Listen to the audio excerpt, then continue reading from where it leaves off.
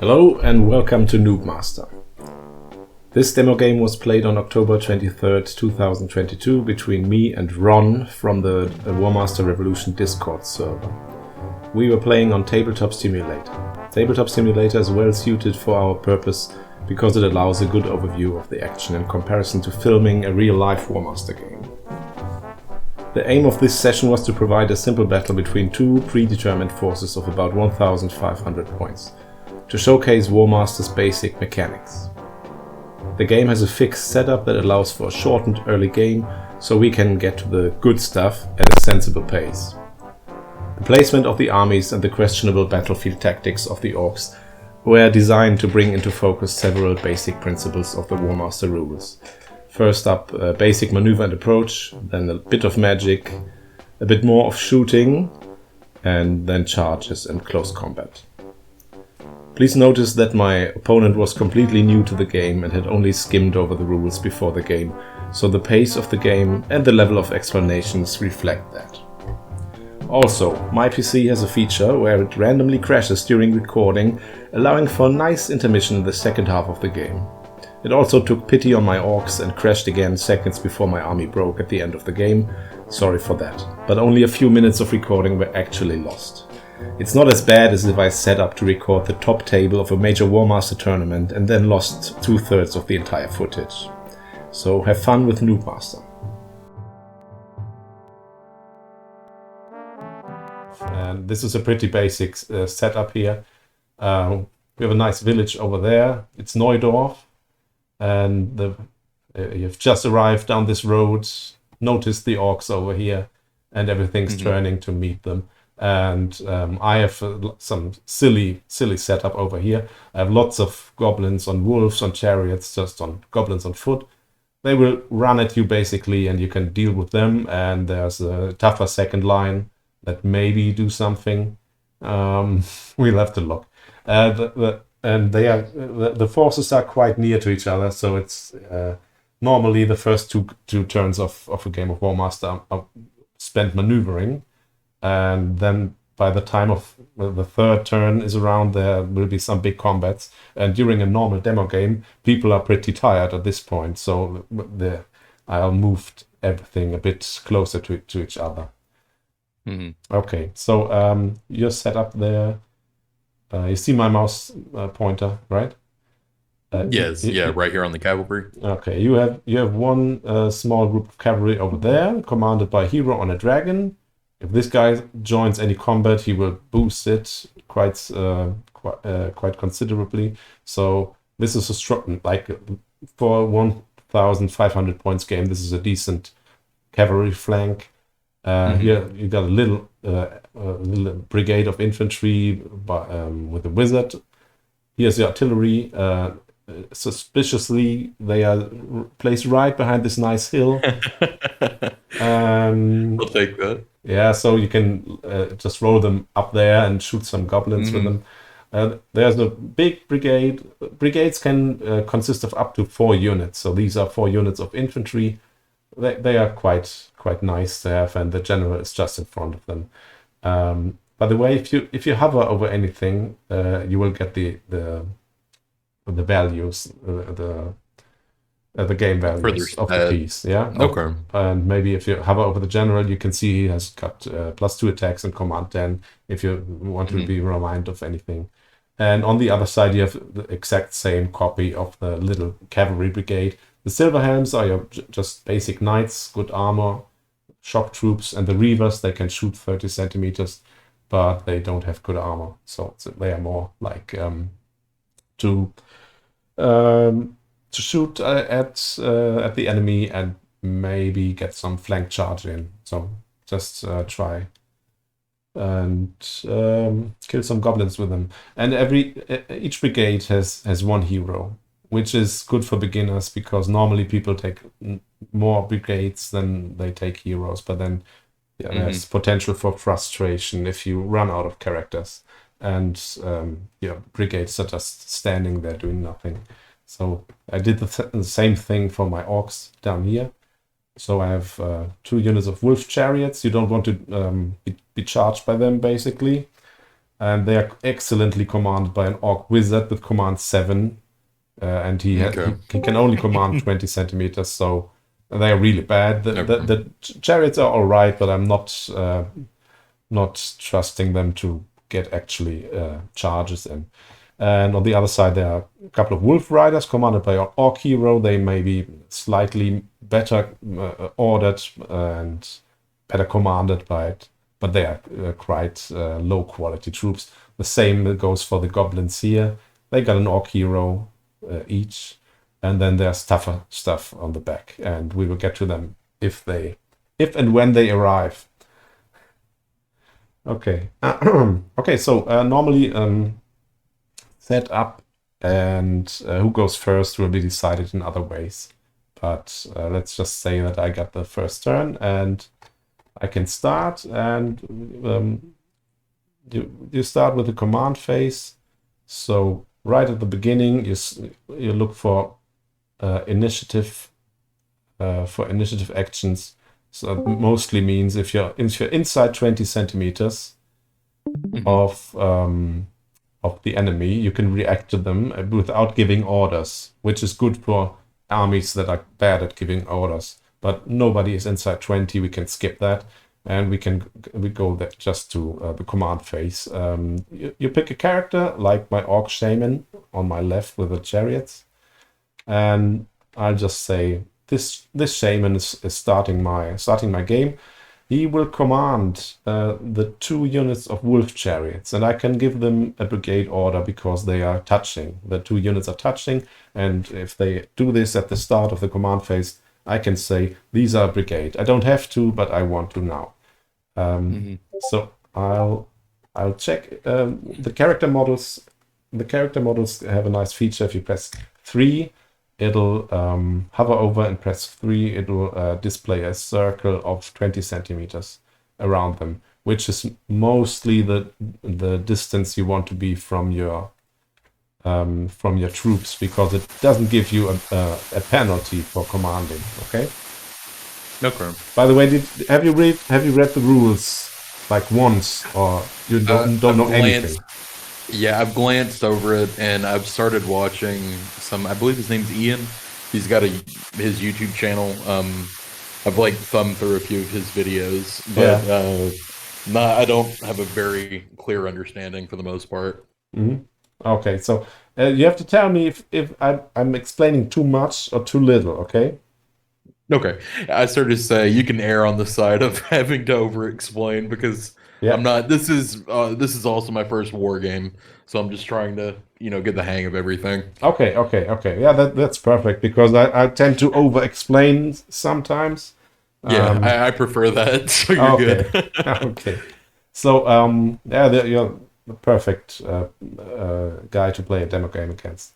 Okay, so what are we doing? We're starting the command phase, and this little guy, the orc shaman, he's a wizard. It says so if you hover over him, and that's like a special case, because normally characters can command further than 20 centimeters, but the wizards, they are bad at this, and so they cannot command anything outside 20.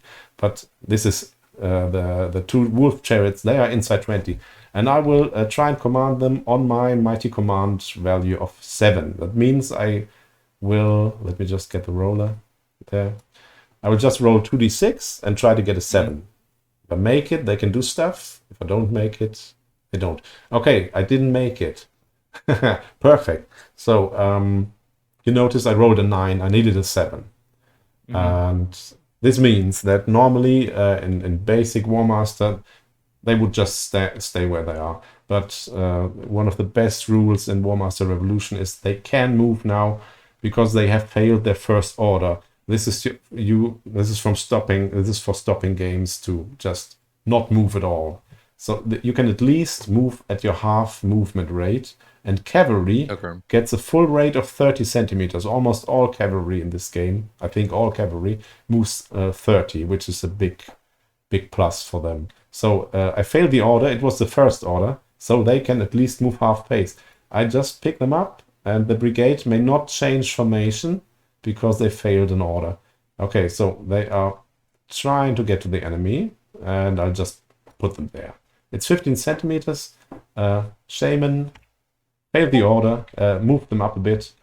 And what I can do is you can measure as often as you want in WAAAGH. I'll just measure there. Okay, at least I'm not inside 30 of your cavalry, so you cannot immediately charge me, but you can you can if you get two orders off. And by the way, I thought that we should treat the village as impassable, so no hiding in the village for anybody. Okay. Okay, and just ignore the field. The field and the little hedges here, they have terrain rules, but I think we should just ignore them. We can play with the hill here in your deployment zone, and we can play with the woods on your left flank, and we can explain what the terrain does when we get to it. Okay, so that was my first order.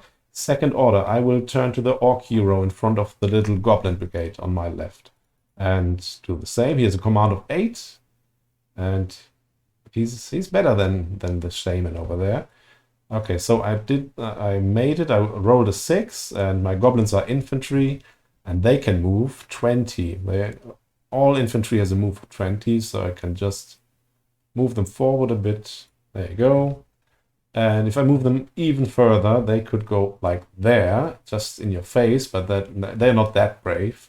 And so I'll just stop commanding the goblins. And that means that nobody else can command the goblins now. You have to decide what character wants to give the order and which units will receive the order. And that's it. No, if I failed my order, nobody else could have tried to order them. And at the same time, if I now switch to another character, I cannot go back to the first character. Okay, so you're doing the characters one at a time, and if you're finished with them, you're finished. And if they fail an order, they are finished. They cannot give any more orders. So it's a constant like decision making. Who wants to go first, and which character wants to command which units? Because once you try it with a character or try to command a unit, there's no you cannot do the same again with another character. Okay. One question I had: there's no sort of, it's not like left to right. You can pick in any order you want for the commanders. Yes. Okay. The thing is, just remember, if a commander or a character is finished because he failed an order or he doesn't want to order anymore, you cannot go back. And you can decide freely. You can start with your general, but if your general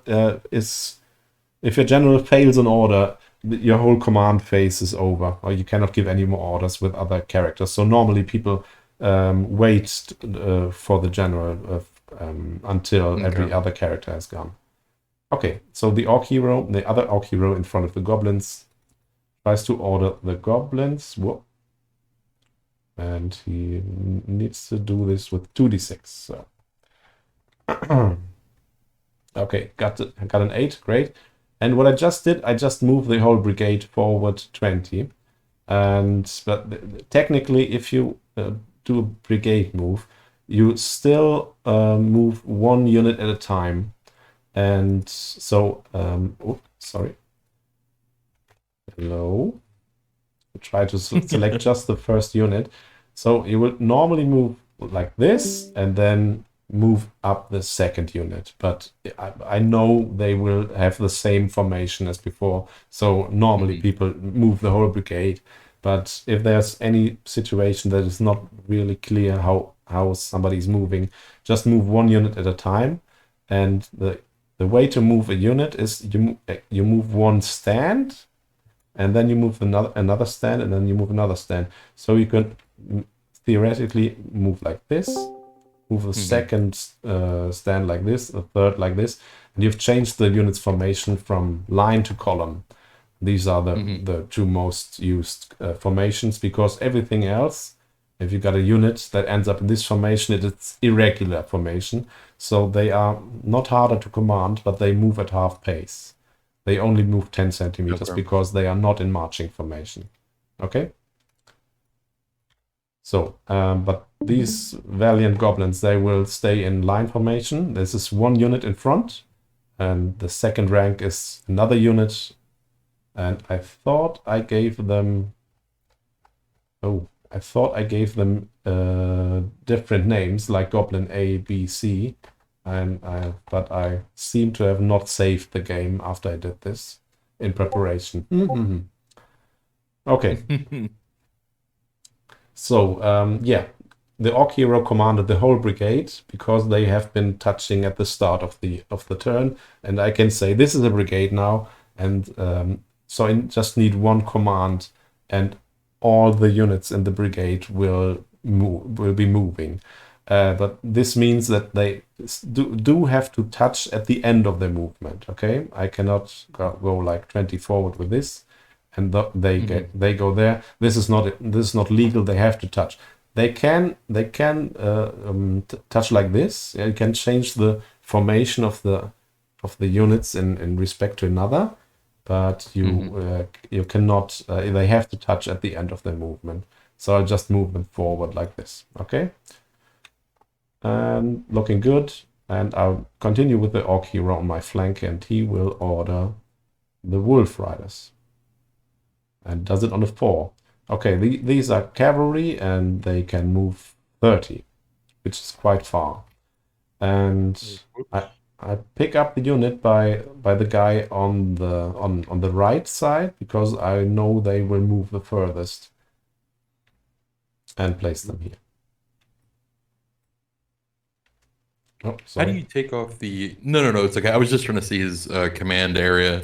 How do you take it back off? Do you just push press 3 1. again? 1 is... 1. 1 is turn it off. 2 is 10 centimeters, then 20, then 30. Just, okay. Yeah. It's a bit counterintuitive to have 20 centimeters on the 3, but this is because 1 is 0. Okay. This guy, Orc hero, he's still going, and the goblins want to get into fight. So display the command radius. And now I can give those guys a second order. You can, when you order a unit, you can give the unit up to 3 orders in a row, but each further order will get harder. And you have several reasons to get penalties for your orders. One of them is the unit is further away than 20 centimeters. So I can measure from my Orc hero to the furthest unit, because this is a brigade. And normally, I'll move them apart just for identification purposes.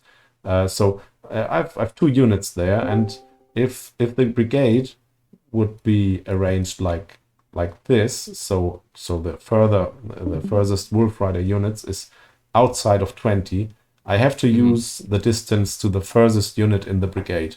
And so this would be a -1 for the second command, because it's outside of 20, one of the units. Okay? No problem.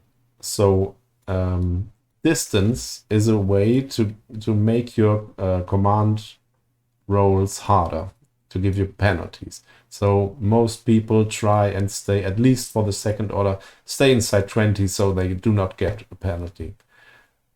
You do get a penalty for the second order, however. So my Orc hero has a leadership of or command value of 8, and he wants to give the whole brigade a second order, so he will only succeed on a 7 now. Okay, rolling, hoping for a 7. Oh no, okay. Luckily for me, he didn't make it, because they are very far away from everybody else. Okay, but I'm kind of role-playing some stupid Orc tactics, because they everything just wants to move forward and get destroyed by elves. Okay, so this guy, he has failed his second order, and because it's the second order, the Wolf Riders do not get their half-paced move. Okay. Okay. The half-pace move is just to give you a little bit of a boost. Like if you have trolls in a wood and they are far away, they get lots of penalties, because trolls are stupid. They are in the wood, so that means they are in dense terrain, makes them harder to order. And in the previous version, in the original WAAAGH Master, there were units that you just couldn't order anymore. And in this way, they could at least, on a failed first order, move 10 centimeters to get out of the woods. Right. Or what was especially frustrating was people landing flyers behind your artillery. And if you fail the order, the artillery just could not react. It would stand where they are, and on the next turn, the flyers could charge the artillery in the back. So now at least you get your half-paced move for the artillery, so they can at least turn around and shoot. Stuff like this. So you get a half-paced movement even if you do not make your roll. Okay, I have 2 characters left. The Orc hero on my lower left. So he's got his command of 8, and he will order the Orc warriors. Go, go. Excellent. On a 5. Does it. 20 forward, and he has got more to do than his colleagues in front. He has the giant to command as well, so I will not attempt a second order on the Orc warriors. I would say the Orc hero gets to command the giant. I check the range, it's 4 centimeters. Okay, and he will do it on an 8. Ah, that's too bad, because orcs are giants are very funny if they fail an order. All of my units just don't do anything if they fail an order, but the giant has a special table he rolls on to see what he's doing, which includes shooting or charging his friends, or just storming off the table is another favorite. Okay, I did it, moving him 20 forward. There you go. And because I'm not really trusting my general, I will try and order the black orcs. These are my elite infantry. They're really good. And I will try and order them with the Orc hero, because he's still going. He can order as long as he doesn't fail an order. He can continue ordering. And if I move to fresh unit, the black orcs, you noticed, I did the order on the giant on an 8 as well, because it was his first order. Only for the second order of the units you will get the penalty. So the Orc hero is ordering the black orcs 2d6. He needs an 8, and gets a 6. Brilliant. There you go. No, just move the thing out of the way. There you go. Okay, and now if I could theoretically try and just order the orcs on the far side there, but this is over 20, so they would get a -1 penalty because it's too far away, and otherwise the general would not be able to do anything. And my general is normally the generals are better at commanding troops, but not in case of the orcs. They're just as bad as the normal heroes. Just an 8. Okay, so he'll order the Orc warriors behind him, and he'll probably fail. No, he won't. Okay, very nice. Okay, that's it. And this is a very successful Orc turn. But in this case, we have lots of commanders, and even so we have 1 commander for every brigade, so nothing gets left behind. This is a very relaxing way of playing, because there's a lot of potential for frustration if you not have enough characters. Okay, the command phase is not over yet. My general has finished, so everybody else is finished as well. And now you can move your characters around. You don't need to order your characters, you can just move them. If you're not on a flying mount, or you have a flying character for some reason, you can move 60 centimeters wherever you want, which is normally enough for most purposes. So I will just move everything in front of my units, because the units will move in my next turn, and they can, it's good if you place your characters in front of the units they want to command, because so they will not disappear off in the distance and give you penalties so quickly. Okay, and that's it. This is my movement of characters. And this is the command phase over, and next phase is the shooting and magic phase. You can decide what you want to do in which order. Everybody that can shoot will shoot. and you can cast spells with your spellcasters. And basically, I don't have any targets right now. My goblins, they have a range of 15, so they can shoot anything. The wolf riders, they can shoot as well. If you hover over the unit, you can see it says attack 2/1, which means 2 attacks in close combat and 1 attack per base in ranged combat. But they have a range of 15 as well, so no luck for them. The only thing I can do is try and cast a spell. And I have 1 spellcaster, which is my Orc Shaman on my left. And he has access to 4 spells. Every army has 4 spells. And on your left, I have there are 2 PDF documents there. One is my army and one for your army. And you can see what kind of spells there are. And I will try and cast 1 spell that orcs like very much. It's called Garoth. If you take a look at it, it says 5+ to cast and range 60 centimeters. And then the description of what the spell does. So I have to roll 1d6 after I tell you what kind of spell I want to cast. So this Orc Shaman casts Garoth, which can push back your units. And I want to Garoth your Reavers. Reavers number 2. Okay. I call the Reavers and Silver Helms. I gave them numbers, but not the rest. Sadly. Okay, these Reavers, they need to be in 60 centimeters, which they are easily. And if I roll a 5 up, they get Garothed. And oh my god, I did it. Okay, I rolled a 6 now.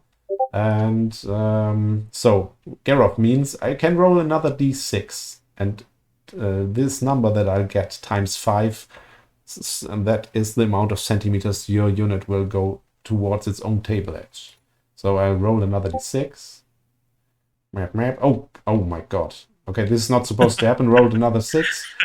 So 6 times 5 is 30. So you need to take your unit. The first thing you do in the game is move your Reavers back, right back towards your table edge. 30 centimeters. Oh, only the Reavers. Hold on. Let me see.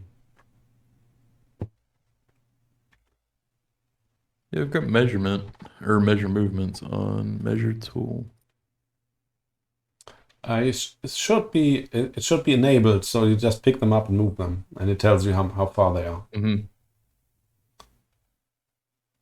Oh. Yeah, it's not. Yeah, seriously, I'm not seeing it. Try and drag select just the 3 stands of Reavers. Okay. Right, I'll move the still arms there. There you go. It's so still right back. It's still not letting me. I'm not able to see the distance on it. Oh, okay. Sorry. It does for me. Yeah, I started to say as soon as you select it and move it back, it's showing. Okay. Strange. Hold on. Let me try that. No. It should be a property of the stand and not like some preference you set for your side. But maybe if you select everything and just right click and toggle measure movement. If it's not clicked, if it's not checked as well. If it has a little check mark beside it. Okay, there we go. It should be working. I deselected it and then redid it real quick, so let's try. No, it's still not working. I'm not sure what I'm... Welcome to Tabletop Simulator. Yeah. It's such a wonderful sandbox, but it's really rough sometimes. Yeah, some of the... Yeah, so I can measure from a point. Yeah. But when it won't let me actually do it from... You know, I can measure for you. There's 30. So, oh, it's a lot of way back. Okay. That is very far back. Yeah. So I only moved the Reavers back. Yeah. Is that correct? Bye Reavers. Okay. Just a straight line back. They could actually leave the table if you were, but yeah, they tend to come back at the next turn. But better not to try it out. Okay, so this is what Gerov is good at, is just disrupting your army. I mean, I didn't cause any damage, but you will don't like it to have stragglers now at the far back, Right. and they are hard to command and hard to get back into the action. Okay, so I'm working on my win here. Okay, so this was my shooting and magic phase. If I did any shooting, and normally you did a wound, you do a wound here, a wound there, you're not taking up whole stands, because if I look at your high elf archers, it says 3 hits, so I need to cause 3 wounds to take off 1 stand. Each stand is able to sustain, like, take 2 hits and live, but as soon as this unit takes the 3rd hit, you will lose a stand, which is not good.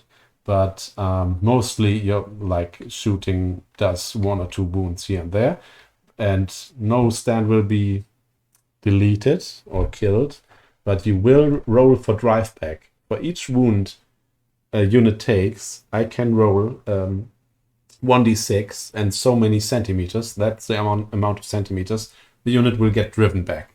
And we will see this if you shoot at me next turn. So this is the main purpose of like moderate shooting and my Gerov spell or something. And this is not to be underestimated, because if you can successfully like just mess up people's formation, you will force the opponent to roll more command dice, and this will make him fail his command dice, and this will make his army like stop and stop it from moving efficiently. But it will not cause massive damage most of the time. Magic and shooting. Okay, so this is my magic and shooting phase done, and now we're moving up to close combat phase. We don't have any close combat, and that's about it. Yeah. So your first turn. Okay. And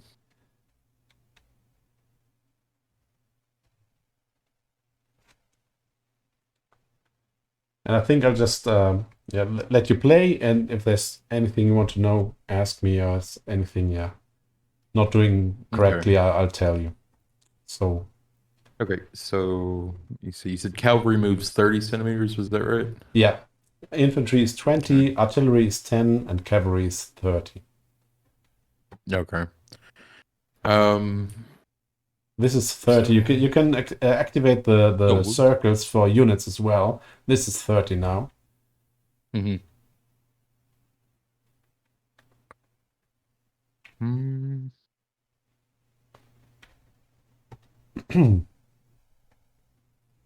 Let me see. So the commander units basically, well, I guess the thing is so he's in front of your cavalry, right? Yeah. So how would I go about targeting them? Would I have to like work them around your hero, or can I attack your hero? No. Heroes they are not really there. They are more like markers to where you can decide with the hero model. You're just deciding the hero is The commander commanding from there, but he cannot really be targeted for anything. You can contact the base, the hero, with one of your units, not of one of your heroes, but one of your units, and then he can move away up to 30 centimeter and join a unit. If he cannot join a friendly unit inside 30, then he will die. And this is the way to kill heroes. It doesn't matter if it's some guy with the best sword on the biggest dragon. If he cannot join a unit in 30, he will die. Because this is not a game about guys on dragons. right. So if you contact the Orc hero, he will have to go inside one of his crappy little Wolf Rider cavalry units, and this might be the end of him. But you cannot attack him directly. Okay. I guess I'm going to try moving my cavalry up on this side.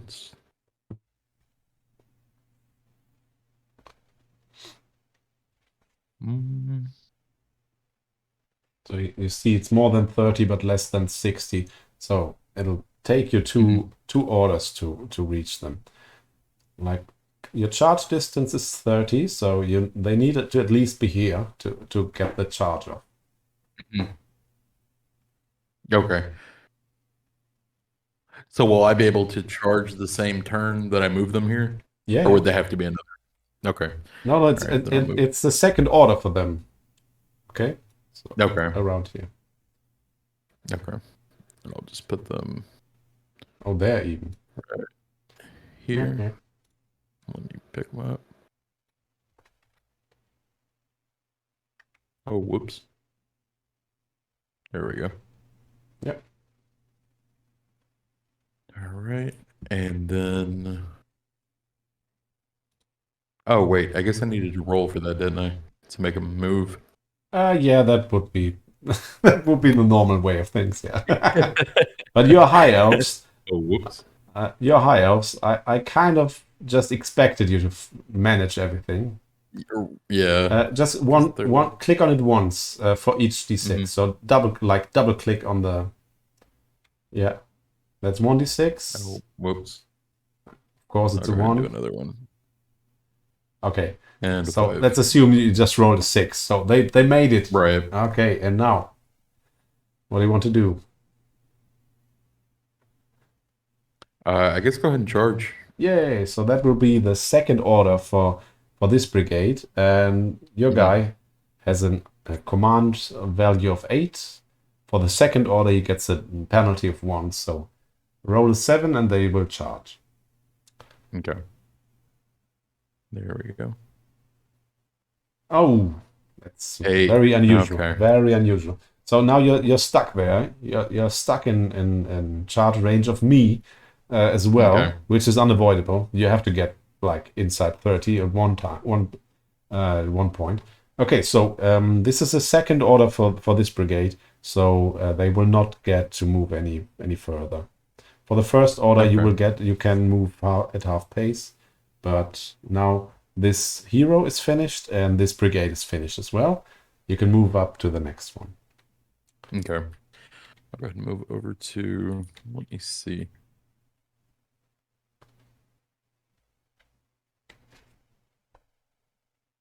Yeah, I guess I'll just go ahead and work my way over. So for these, since I guess they're technically in a brigade with the archers and the infantry, Yeah. I'm still allowed to move like these 3, the spearmen in the back. I would be able to move them up forward in front of my archers.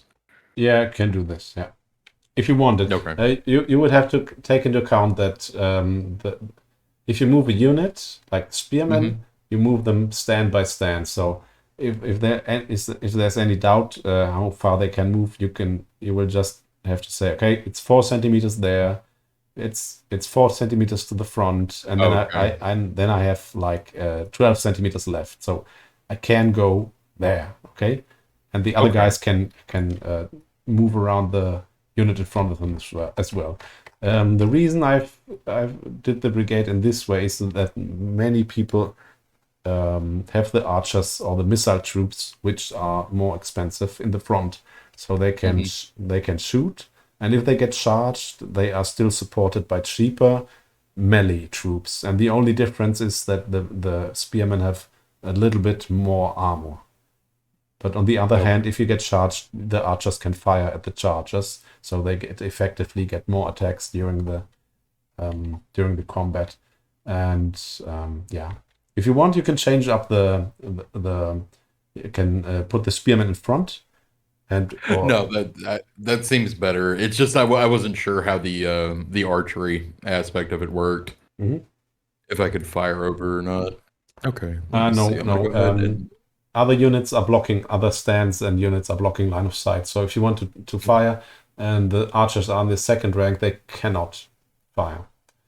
If you want, you can move the archers on the hill, and then later move the bow throwers next to them, so they form a new brigade for the next turn and can shoot together. Okay. But that's up to you to decide. Okay. Well, I'll just go ahead and do this because I don't want to sit and think about it too awful long. No, no. At least while we're sitting here trying to figure everything. Oh, whoops. Let me exit out.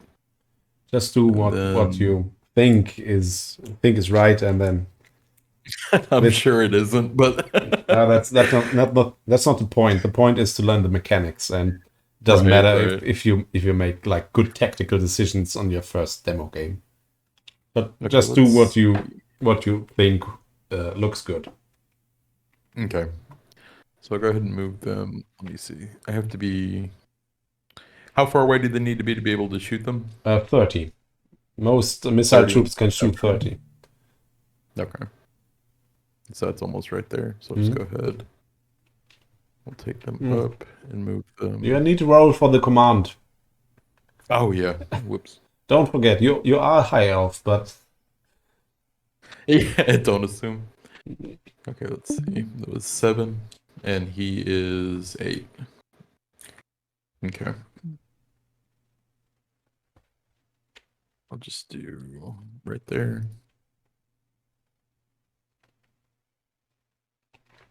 It's really strange that it doesn't show you how far they move. Yeah, I'm not sure. Because I feel like, yeah, I feel like because I've messed around in it before, just kind of trying to get a handle of the sandbox with this in it. And I feel like it worked for me then when I was messing with it, so I'm not sure. Okay. Okay. And then I will go ahead. Let me see how far.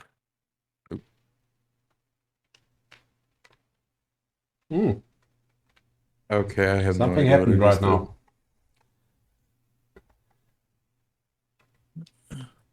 I might have to turn back time a little bit with the undo function, because I think your character turned into a big blue box for, I don't know.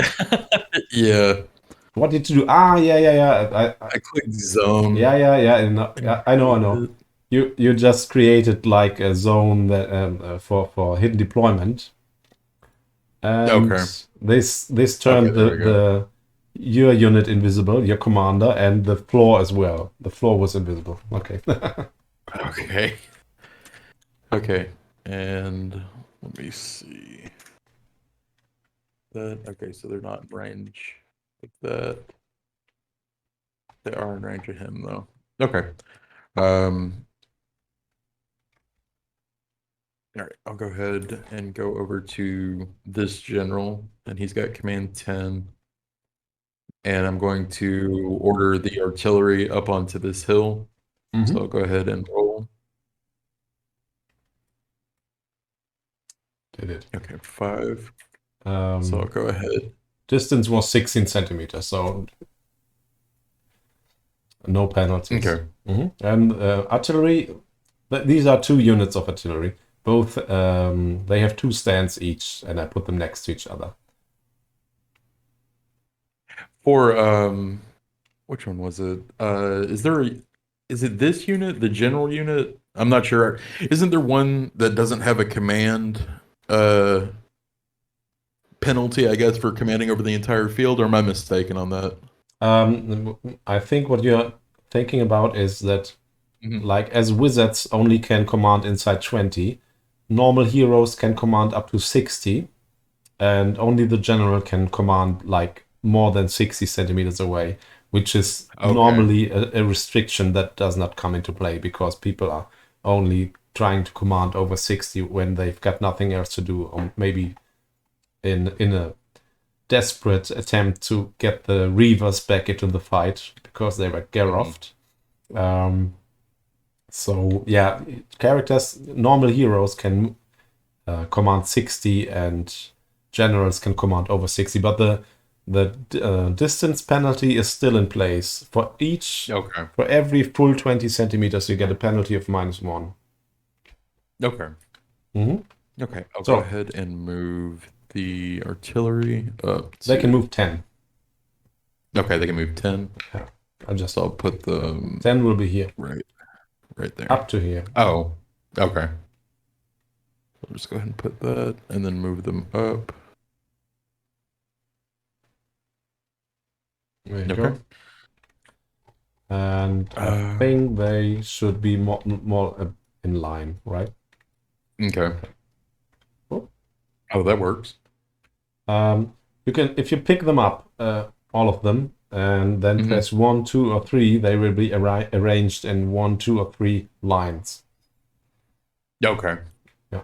So I just picked them up and pressed 1, and they were arranged in a line of 1 deep. Yeah, that looks like a good firing position. Yes, sir. So I probably should have measured before I put them up there to see how far away they were from everything. Okay. It's all good. It's good because they are more than 20 away from the goblins, because otherwise the goblins could just charge them on initiative inside of 20 centimeters. If the unit can see the enemy, it can react to it without rolling for command, which is good, because being inside 20 centimeter of an enemy unit gives you another -1 penalty to the command value. So it gets harder when the enemy is near to give them like some fancy orders, but it's easier for you to just say it's initiative time, charge the nearest enemy, or run away from the nearest enemy, because these are the two things you can do. Charge the nearest. You don't get to have a say who is going to be charged if there are multiple enemy units inside 20. So just charge the nearest unit or run away from it. But you will get this guaranteed. You don't have to roll for it. Okay. Let me see.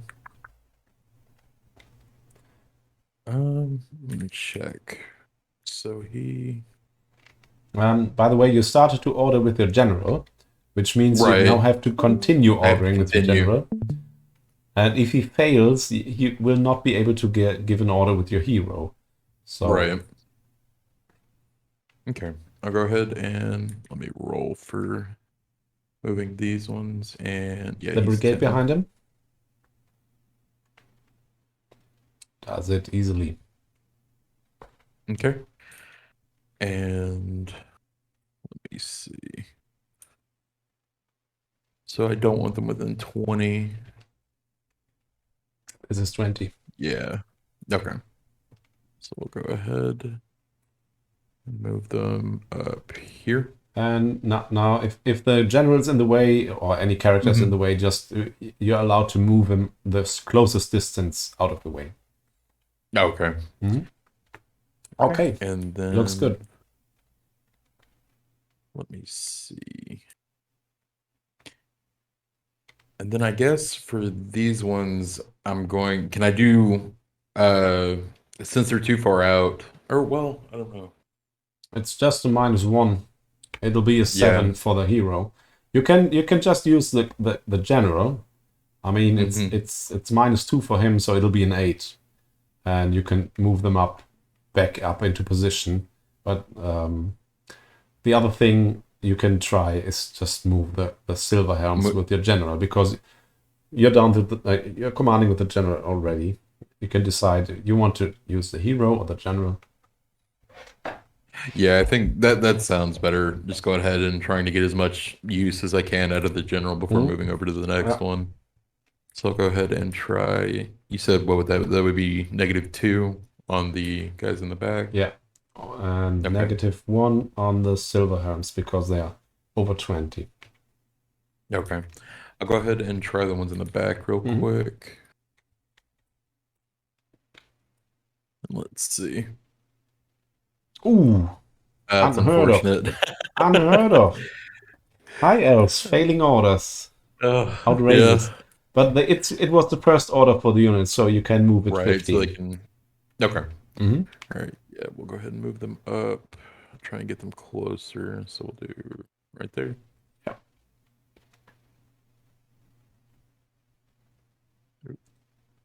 Yeah, just somewhere on this line. Okay. Okay. So there we go. They went back up 15. And yeah. So order the general has failed an order, so the giving command phase of the command phase is now over. You can move your characters now. Okay. Let's see. I'll move them. How far are they able to move? You said 30? No, 60. And the wizard on the 60, eagle, he sorry. can move 100 because flyers can move 100 centimeters. Okay. All right, let me see. Okay. Well, Well, this is the difference is that to a normal character that can move 60. The difference doesn't come into play often, but it is good to if you are able to like switch flanks with the dragon, right? And this can be good because sometimes it's a good tactic to really refocus your command abilities on another flank of the table. Okay. Okay. I'll keep Just him take there. care if you want to. You need something to order the cavalry on your next turn, and this guy he's outside of 20 Oh. for the 1 unit. Okay. You can Does switch he, this up and on with 1 and 3. Just hover over the character. I'm sorry, I know you explained it. So for his command, does he have to be able to reach everybody in here? No, no.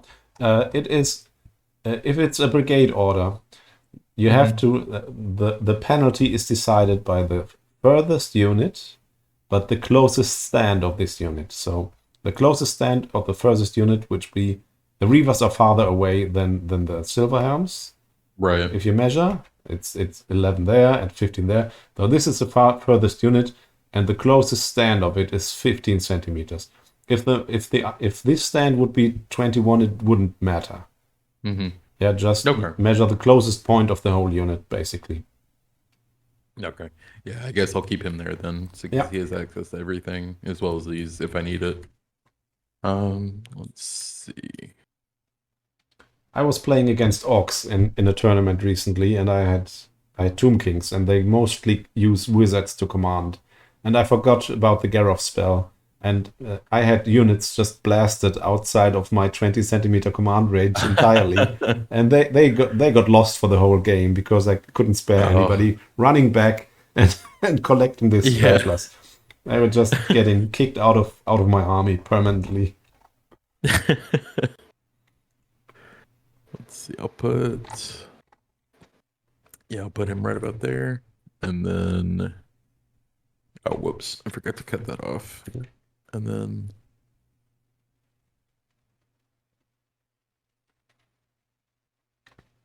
Excellent. We'll do right about there. Okay. Excellent. Okay, so you're happy with your characters, and now you can start shooting. Command phase is over. Shooting and magic phase. You do have an offensive spell with the wizard. If you take a look at your army on the PDF on the side, you can right click and then click pop out. It'll be a better image quality. So you have Light of Battle, Storm of Stone, Hail of Destruction, Heaven's Fire. You have a basic shooting or basic damage dealing spell, which is Hail of Destruction. Many armies have this. It's 5 up to cast, and you get 3 shooting attacks and ignore armor, which is good. To if you're shooting a group of knights or a unit of knights, and you just need one more wound to take off a stand, then it's good to cast this. So you can start shooting, or you can cast a spell if you want. Okay. All right, I'll go ahead and let me see. Oh, they don't. Well, yeah. So I assume since I only have... Oh, no, it does say 3-1. I'm sorry. Oh, gotcha. I forgot that's the Silver Helms and the Reavers. So the Reavers can shoot... Reavers can shoot 30, so move over them, hover over them and press 4. So you'll get to your 30 centimeter range, basically. Reavers, there you go. Oh, yeah. Okay. So... They should be in range because you place them so they can charge, which is also 30 centimeter. So your Reavers, you want to start shooting with your Reavers. This is the only thing you can actually decide who is shooting, but you cannot say what he's shooting because you always shoot the closest visible enemy unit. Okay. So just say Reavers are shooting, You check if every base of your reavers is inside 30, which is the case, and you will just roll whatever it says on the stat line. And it says 3 attacks in close combat and 1 attack for missile and shooting attacks. So you have 3 bases. 3 bases are shooting, so you just roll 3 dice and hit on a 4. Okay. Oh, I only did 2. Yeah, I can roll another one. Okay. Just roll one more. Right, a 2 and a 5. There you go. And a 6. Okay, you hit 2 shots there, and if you take a look at my Wolf Riders, they have a mighty armor value of 6 up. So for both of those hits, I will roll 1d6, and on the 6 I'll ignore it. Of course not. So would be outrageous if this worked. Okay, so I get this little marker here, put it there, press 2, and now I know that they have been shot 2 times, successfully shot 2 times.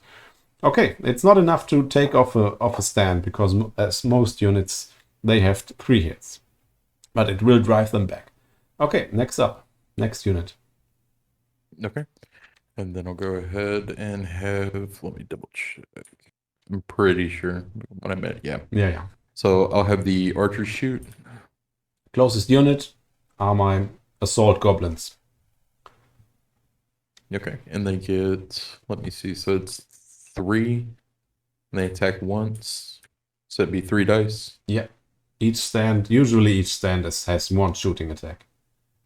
Okay. Oh, that's brilliant. Okay, so you hit 3 times, and I get no armor, because it's goblins, so I'll just get receive 3 wounds, and I have a feeling those will not be the last 3 wounds I will receive, because there's artillery.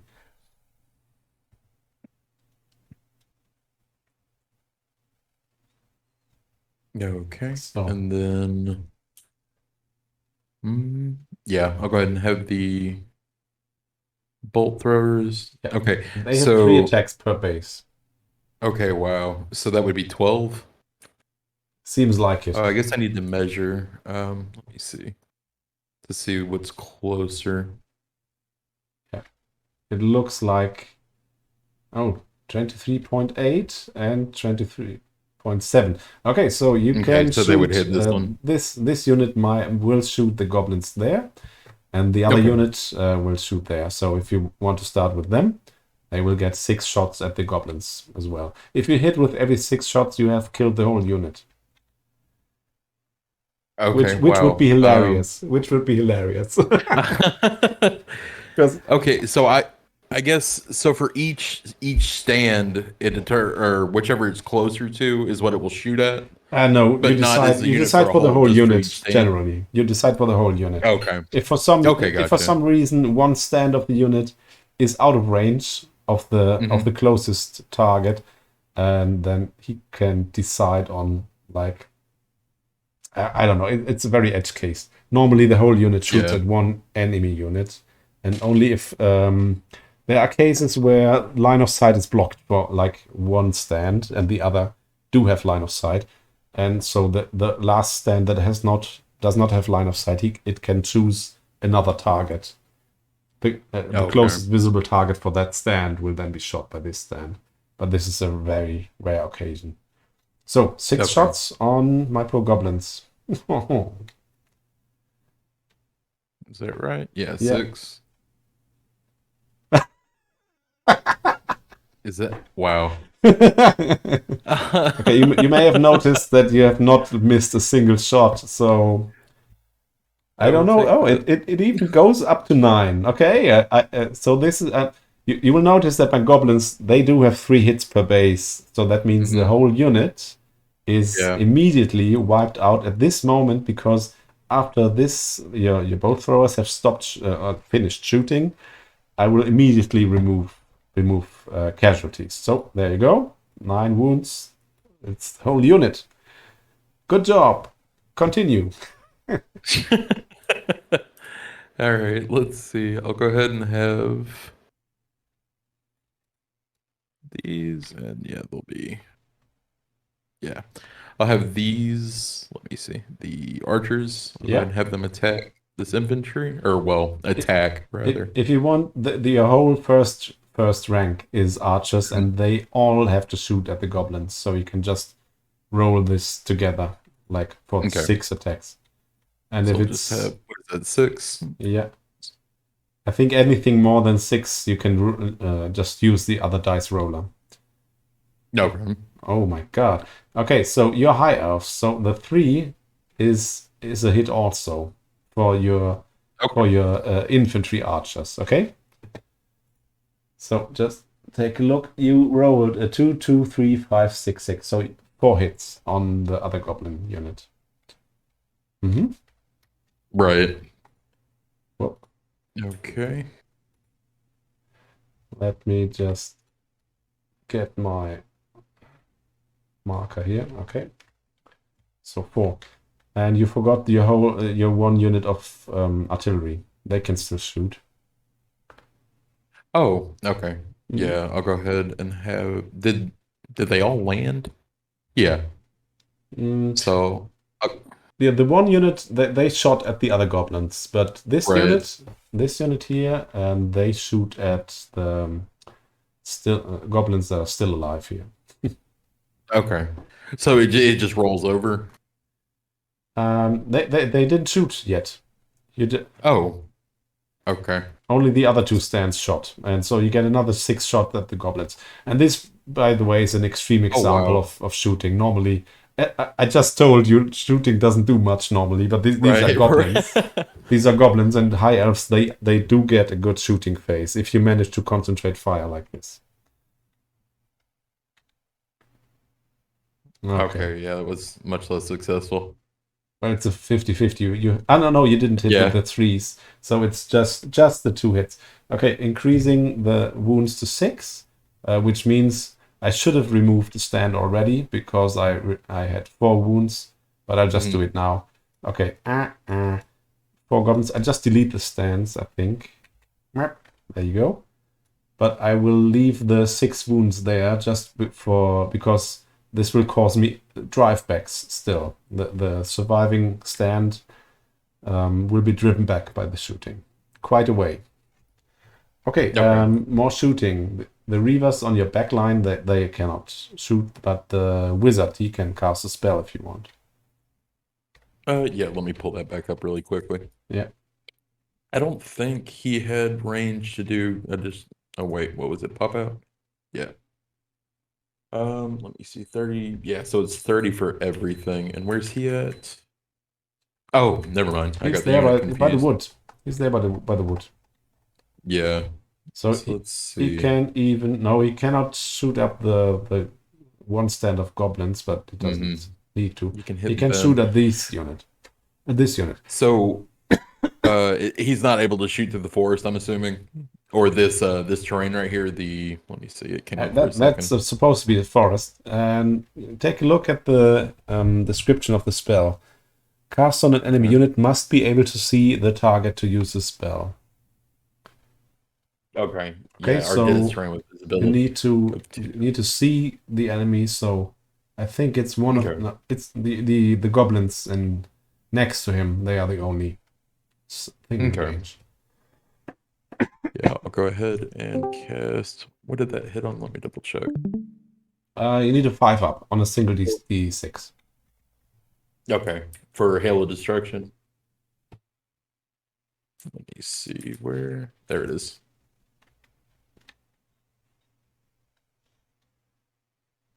I will Excellent. take that. If you had failed the spell because you're a high elf, they have a special rule that if you fail on anything but a 1, you can re-roll once. Wow.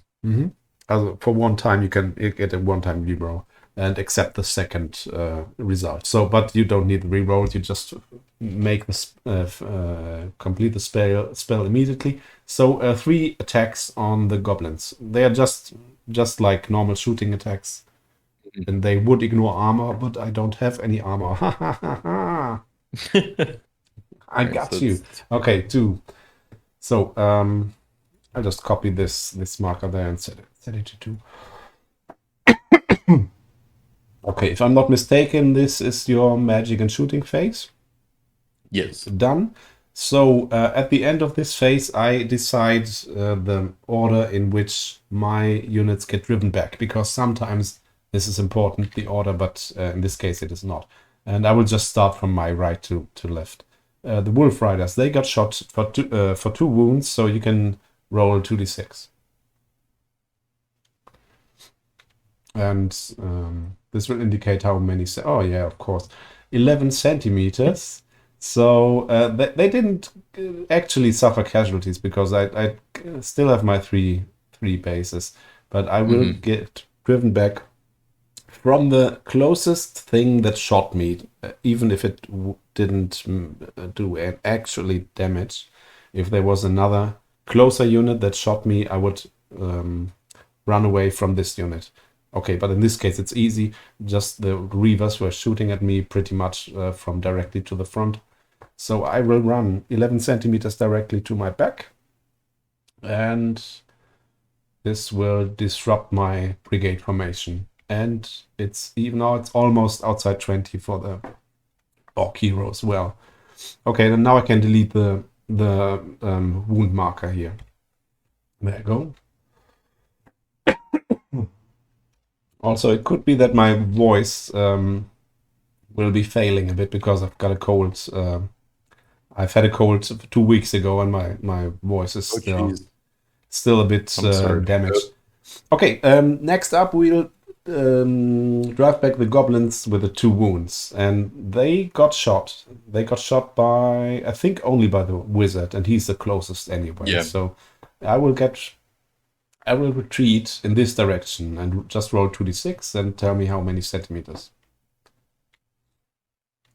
Oh, and I just forgot something. Okay, brilliant.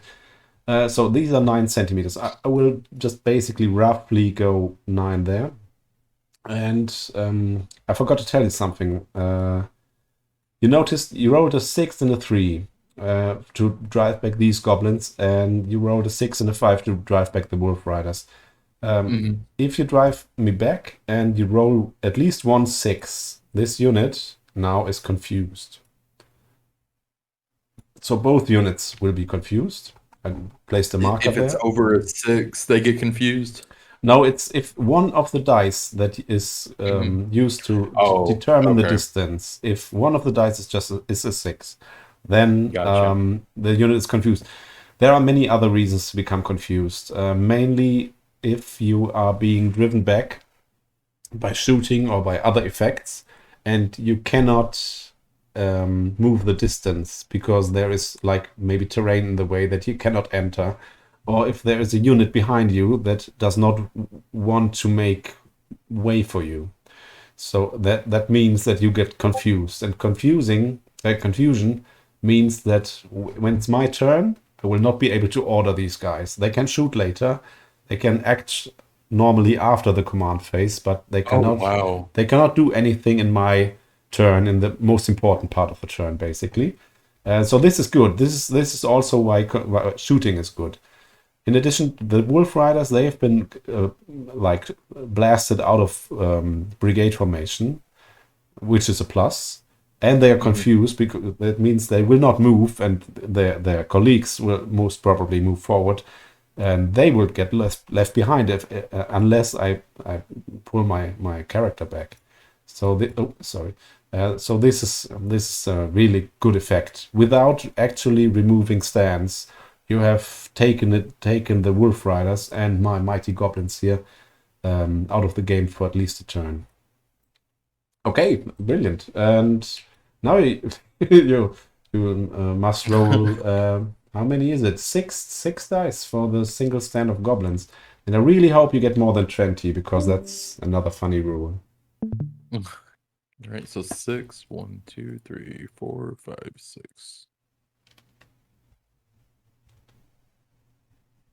Ah, bummer. Okay, it's only 15. If a unit gets driven back more centimeters than it can move normally, it will be destroyed on the spot. It will not actually be driven back. It will just go. This is not very often. But with 6 dice, it would be, I think, statistically normal for this last stand to be destroyed. Okay, so it just... oh, did you have any 6 there? No, okay. You didn't roll any 6, so I'm not confused right now. But I have to go now. I have to be driven back by 15 centimeter. Sorry. So this goblin, they got shot by the artillery on the hill and by the 2 units of archers, which are closer. So the closest unit is, I think, the archers right in front of me. So my drive back direction will be this. And you notice that behind the stand that is being driven back, there is now another unit. I can decide what this unit now does. They could just make way by moving back with the single stand. So they would also move 15 centimeters back, which is not ideal. And so they decide they will make way, but to the side. This stand is in the way. This stand here, I have to move this to make way for the stand in front of them. And then I can rearrange the other stands next to it. So I will move this guy there. And the others I will... Oh, sorry.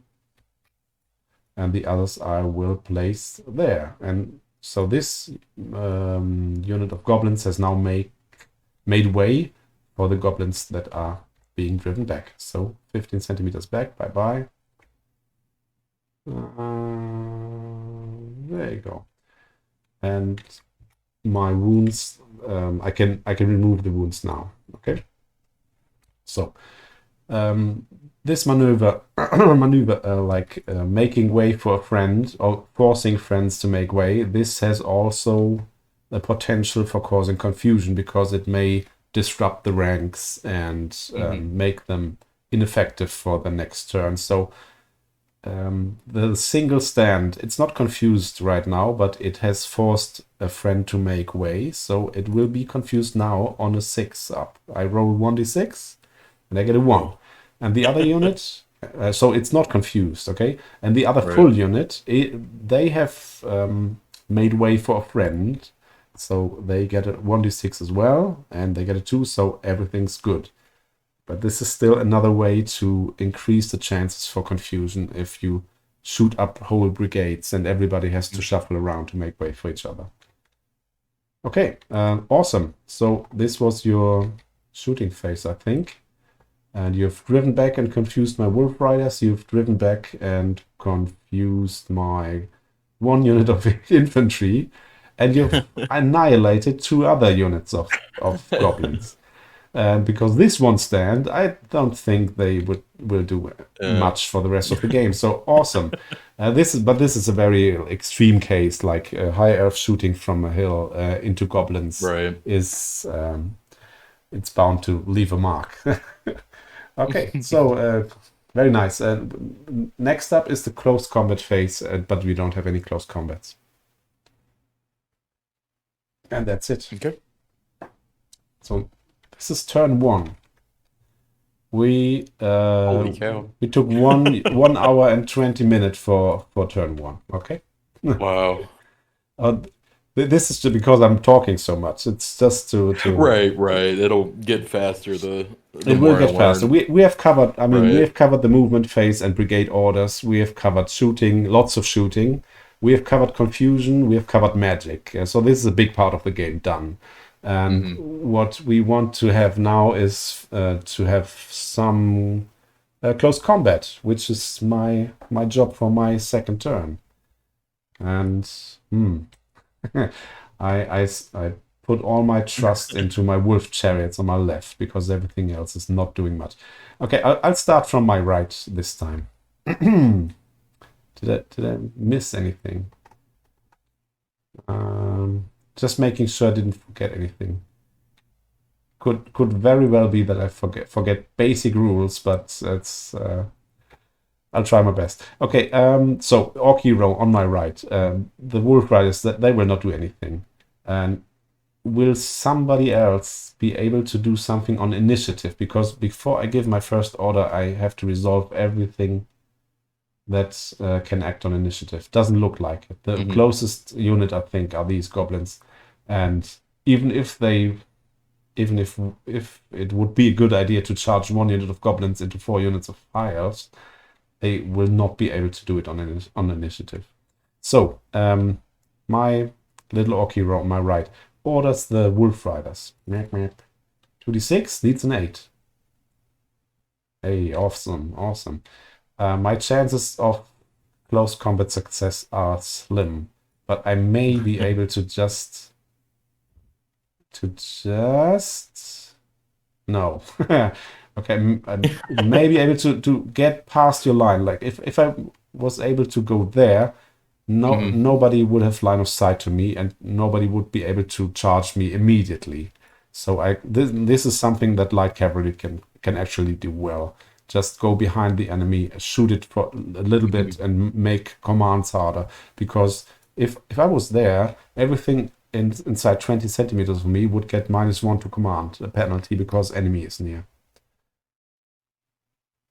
And this can be a problem because your heroes are not better than my heroes. They get an 8, and if I'm just near you, that is down to a 7, which is not a very good bet. Like commanding stuff on a 7, which then can turn around and then can charge me on a 6.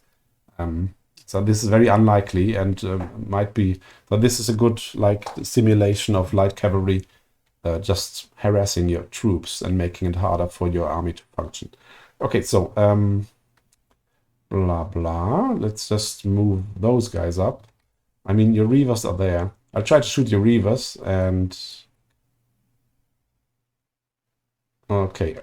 So I just made sure that my wolf riders will shoot your reavers. They are just 6 up armor, so I might be able to do some damage there. And since my orc hero doesn't have anything else to do, I'll just try my second order, and this will work on a 6, and it does work. Yay!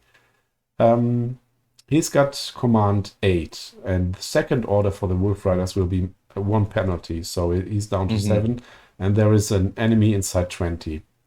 So this order was on a 6, and okay, I now could easily just go into your back and make life harder for you, but we don't want to bog down this game. We want some action. This means these wolf riders get delusional and try and charge your guys. So this will be our first charge. The unit received an order, and I can move them anywhere I want, which means I can declare everything inside 30 that they can see is a target for a charge, and I can say I will move them into close combat. I have to see your unit, and most units in the game, like they have a 180 degrees line of sight measured from their front edge, like this. Okay, if your dragon hero would be a unit, I could charge him. It's not not like in Warhammer Fantasy where you get like this 90 degrees cone in front of you. It's just 180 degrees. So I can easily charge your reavers. I could charge your silver helms as well. I can decide on the target. And I want to obviously charge your reavers. And the way I do it, I choose one of my stands. Doesn't matter in this case. I just use this. And I have to move it center to center into your front edge like this, and I have to charge the closest enemy stand, and this will sometimes be important. So the sequence is choose one of your stands, move it into the closest enemy stand of the unit that you're charging, and you have to center the 2 stands like this, and everything else will then be moved afterwards, and you have to maximize the line of contact. I will not be able to just charge these guys on the corner there. I have to maximize the line of contact, and which means now, because my front left corner of this stand here is contacting your silver helms, So this means your silver helms are now in this close combat as well, and this stand can attack as well. Okay. Okay. So I can destroy them all. And now I've charged somebody, a unit with a missile attack. Your Reavers have 1 missile attack per stand. They can shoot at charges. So at any point during my charge, you can say, now I want to shoot. It could be, this is something that is important sometimes, but not very often. So just shoot at me 3 times. Okay. And... Oh, whoops. I'll do one more. No hits there. 1 and 3. And then, let's see. Another 3. Obviously, the tide has turned and I will now eat you. So, I would have... this is missile fire and it's done in the command phase. And usually at the end of the phase, any wounds get removed. But in this case, shooting at chargers, the wounds will count for the first round of combat. And luckily, I did not get shot. Okay, so my orc hero cannot do anything else. So I just switch to the next orc hero. He's finding himself without any troops to command. Okay, I have one guy here, and they're confused. And what I can do now here is this orc hero, he can just throw one order at this stand of goblins because he doesn't have anything else to do. And this is a pile of penalties. First up, distance is over 20, but not over 40. So in this range band, I get -1. My 8 will now be a 7. And now we get the first case of penalties because of losses. And this unit has lost 2 stands. So we'll get another 2 penalties for the command. So distance is -1 and another -2 for the casualties. So my orc hero is now command 5. Awesome. Yeah. No. Okay. And they failed their first order, so they can move half pace. 10 centimeters, slowly does it. So, okay, so they are out of harm's way. Maybe some high elf will come along and just finish off the stand. This will be important for deciding when my army gets broken. If you lose half of your army, the game ends and you probably lost the game. And so each army has a break point, and it says so in the documents on your left. If you look at your army list, it says on the list itself, on the lower left, it says 12/6. So you have 12 units and your breakpoint is 6. After you lose 6 units, your army breaks, which is the common way of ending the game, one army breaking. And if you look at the orcs, they have 15 units, which means that their breakpoint is 8. If they lose 8 units and they are on the way there, they will break. So I can lose more units than you because I have more units, which is good for like armies with many chaff units. Okay, so but I want to preserve this one stand because it will cause.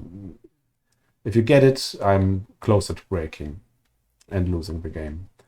Right. Okay, so this orc hero has failed an order, and this orc hero there, he can still go, so he will order the goblins. Yay! On an 8, I think.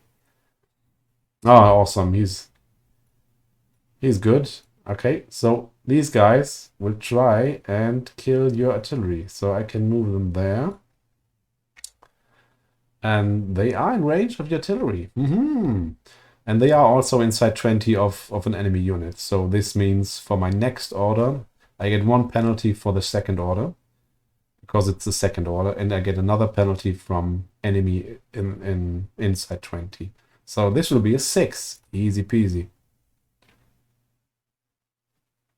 Oh, I don't believe it. Okay, they made it. They made it. They are enraged by the death of so many of their colleagues. And so berserker rage. Okay, the order or the sequence of this, I tell you I want to charge this unit of bolt throwers, and I will use this stand for going into contact. So the closest stand is this unit of bolt throwers, or this bolt thrower there, and I'll just move there like center to center. And the other guys will now have to maximize contact, the frontage, right? This means I cannot go there. I have to go in contact, and I have to maximize the line of contact. And this will bring the other unit of bolt throwers into the combat. So I will maximize there. There you go. And now we have a line of combat of my 3 plucky little goblins charging into your whole artillery. The good thing for me is if I win 1 round of combat, normally if I win the round of combat, I will drive you back a bit, and then we fight again. But if artillery ever gets driven back because it loses a close combat, it will be completely destroyed. Oh wow! Oh wow! Okay, so this is good for me because I'm charging your artillery. What is bad for me is that I'm charging your artillery, and this means this unit will now get shot about 12 times. Yeah. This charge is just for demonstration purposes. It's not sound tactics. Right. And now I think we are now at the big dice roller over there. Okay. So you get 12 shots, and you can miss them all. All right, and then roll. Okay, double click for plus if you want. Hit on 4+. Okay. Double click. Did I click it? Yay! Oh, gotcha. Oh no, it's only 4. Yeah. Okay, so I'm looking for my little marker there. Copy one of yours. So I get 4 hits on the way in, which means I immediately remove 1 stand. Okay, so this stand will not be able to attack in the close combat, which is very good. But I leave the marker here to remind me that I have suffered 4 wounds, which makes it harder for me to win the combat later on. Okay, and I will just delete these goblins. Awesome. So where am I? It's my turn. I'm commanding my troops. Okay, so this orc hero doesn't have anything to do now. There's no troops, and the shaman on my left. Where's my command roller? There we go. Now he's going to have to do some awesome commands because he starts at the 7 and he's commanding the chariots. There you go. Oh, that's suboptimal. Okay, they are slowly making their way. Maybe they saw what happened to the other goblins, so they are going 15 forwards because they failed the first order. Okay. So, failing the first order, you can at least move half pace. So at 30 centimeters, they can now move 15, and the brigade is not allowed to change its formation. I cannot, go like this, which would be better if I'm about to receive a charge by Silverhounds. Okay, so Orc Shaman, awesome. I now have my Orc Hero on in front of my good troops, and this guy is commanding the unit of Orc Warriors behind him to his left. Yeah, at the 7, 20 forward, and now we are smashing the giant into your lines. I can feel it. Commanding the giant on an 8. Okay. Still doing what he's supposed to do, which is strange. Okay, and now the Orc Hero, the second order on the giant, which is now on a 7. Oh, okay, this is an 11.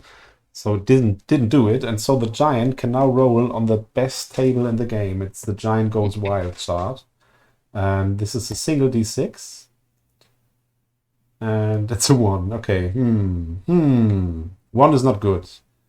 Okay, take a look at my army list. It does have the special rules there, and the giant takes up most of the special rules. And it says, oh no, what's he doing now? 1. The giant will neither move nor fight this turn, but okay. Simply stands rooted to the spot, looking dopey. The 2 is worse. he'll go to the next table edge. And if he moves into any unit, including my own, he will attack it. Oh, wow. And other things is he picks up a rock and throws it into a friendly unit or any unit that it's near. But 4, 5, and 6 are really good. 6 is he charges into the next enemy unit and doubles his attack, so he can get lucky there. Okay, so he's standing there looking dopey. That's okay. So this hero failed his order now, so it's up to my general. General is commanding the orc warriors to his back. In his back. Very nice. I think I have to remove this. He does it. He needed an 8. Okay. And next up are the black orcs. Let me check the range. 11 and 30, so 13. Yeah, okay. So that's a 10. Didn't make it, but it was the first order, so they can move half pace. So they will eventually get there. They can fail their way into the enemy.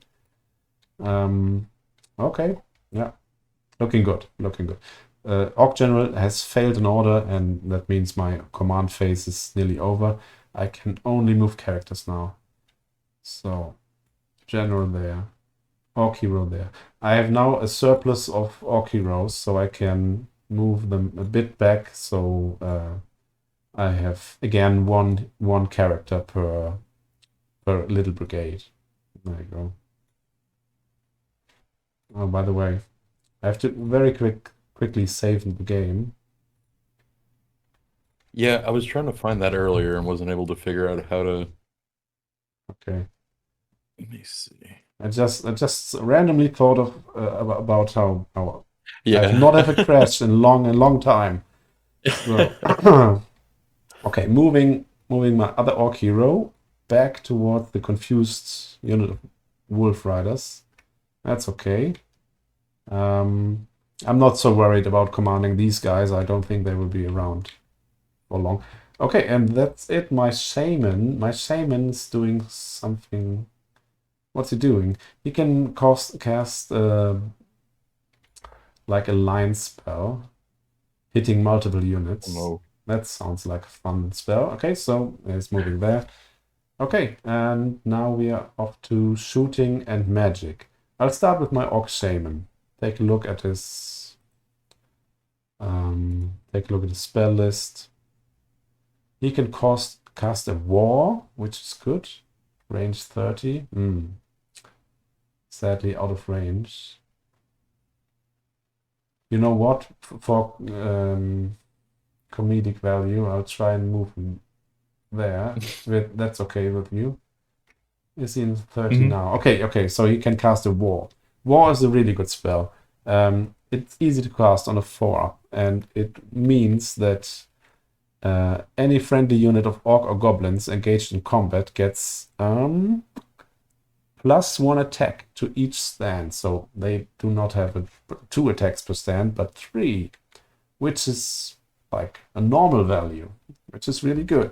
So casting on a 4-up on the goblins here that have charged. Okay, and I fail.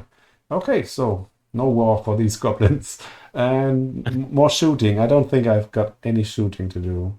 The goblins here, they have 15 centimeter range, out of range. The wolf riders here, they could shoot, but they are in combat now. So you cannot shoot with guys that are engaged in combat. And units that are engaged in combat cannot be targeted by shooting as well. So when you're looking for targets for your shooting units, you will just choose the closest unit that is not in combat actually, but is visible. Okay, so no shooting there. My confusion markers, I can delete them now, because confusion only lasts until the end of my command phase, when it has done most of its damage to my ability to command my army. Okay, and now it's close combat. Yay! Let's start with the Goblin Wolf Riders on my right, because it's a pretty straightforward fight. If you have a look at their stats, they have 2 attacks in close combat, which is bad. And each of these stands now gets to attack with 2 attacks. And if I have enemies in my front, I need to attack those. So everybody has is just contacting to its front the Reavers that I charged naturally. So I take all these attacks, 2 per base, and because I have charged you, I get another one. So I will now get 3 attacks per base, which is 9 attacks. And I'll try, because like for people watching, I'll try and use the little roller tool there and just click 9 times. Okay, so 1, 2, 3, 4, 5, 6, 9. Okay, it should be 9. 4 up is a hit. Oh, good. 2, 4, 5 hits. Okay, out of 9, that's not too bad. So this unit gets hit 5 times, and you can try and save on a 6 up each of those hits. So just roll 5d6, and on a 6 the hit is saved.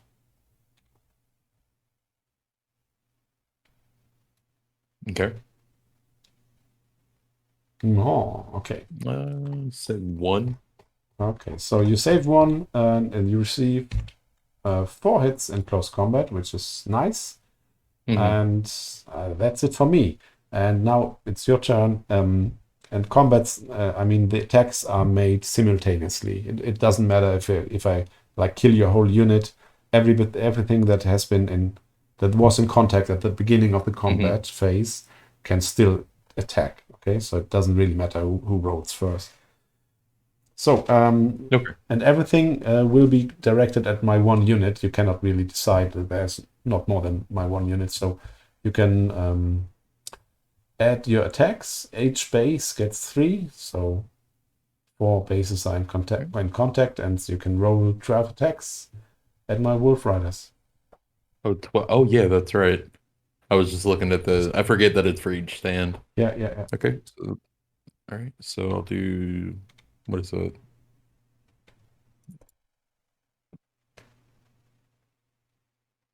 Is that right? 9? No. It's 9 for the unit of 6. Reavers. Okay, so this is 4 hits. Okay, and then 1 stand of Silverhelms is in contact as well with its corner, so it can attack me as well, and it also has 3 attacks. So you can use my dice roller as well if you want. Okay. Okay, let me see. So I just rolled 4.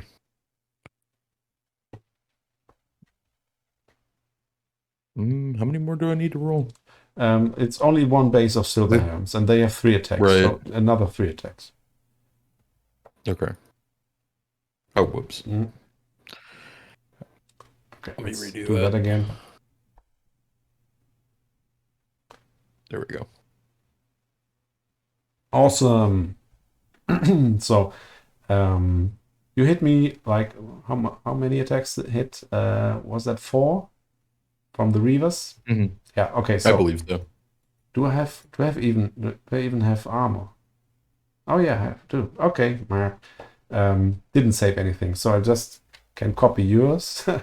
And this is actually quite a lucky result for me, because you had more attacks, you had the same armor as me, and you had the shooting attacks as I went in as well. So this is 1 round of combat over. Now we decide who wins this round of combat, and you compare the amount of wounds each side did. So I did 4, you did 4. So this is even. And infantry can add supporting stands to their number that they reached, their number of wounds. Like if I was fighting infantry and you had guys in the second row, they for each stand you had in the second row that was in a supporting position, your combat resolution would go up by 1 point. So it's possible to cause less wounds but have more supporting stands and win the combat in this way. Okay, so the very big, very deep infantry formations tend to be quite stable, especially against cavalry charges, because cavalry can never support. They have to do just wounds to win the combat. Okay, and this combat round nobody won. You didn't, I didn't. It's a draw. So on a 4-up, you will start to reposition your units, and then I will do it. And on a 1 to 3, I will start. Okay, so I will start. And what we're doing now is normally if one side wins, it will push the other side back like a couple of centimeters, and then pursue the enemy and go back into contact and continue fighting. But because it's a draw, you can also decide as a victorious unit that you don't want to continue fighting, you don't want to pursue, you can just reposition. And for this, you roll 3d6, and the amount of pips you get, this is the amount of centimeters I can now reposition. It's 7 centimeters, and I have to stay behind this line because this is the line of contact. Okay. I cannot reposition to my front because it's like a redressing the ranks and reforming your unit. It's not supposed to bring you closer or further into the enemy part of the battlefield. So you have to stay behind the line of contact, and now I can decide where my mighty 7 centimeters take me. So I'll go there. Okay. And then you do the same. You roll 3d6, and you can reposition each of your units by this amount. Okay. Okay, this is better. This is 14 centimeters. Also, before we reposition, we have to remove stands. We both received enough wounds to remove a single stand because our stands have 3 wounds. And because the combat is now over, everything else, any wounds will now just go away. Okay, we can delete our stands there. Okay, I reposition 7, and you can reposition 14 with this unit behind this line, and with the reavers, with the silver helms also behind this line of contact. Okay. And let's see, what did I roll? 14. 14. So let me see. You don't have to go back because especially if you consider that you're up next, it's your turn next.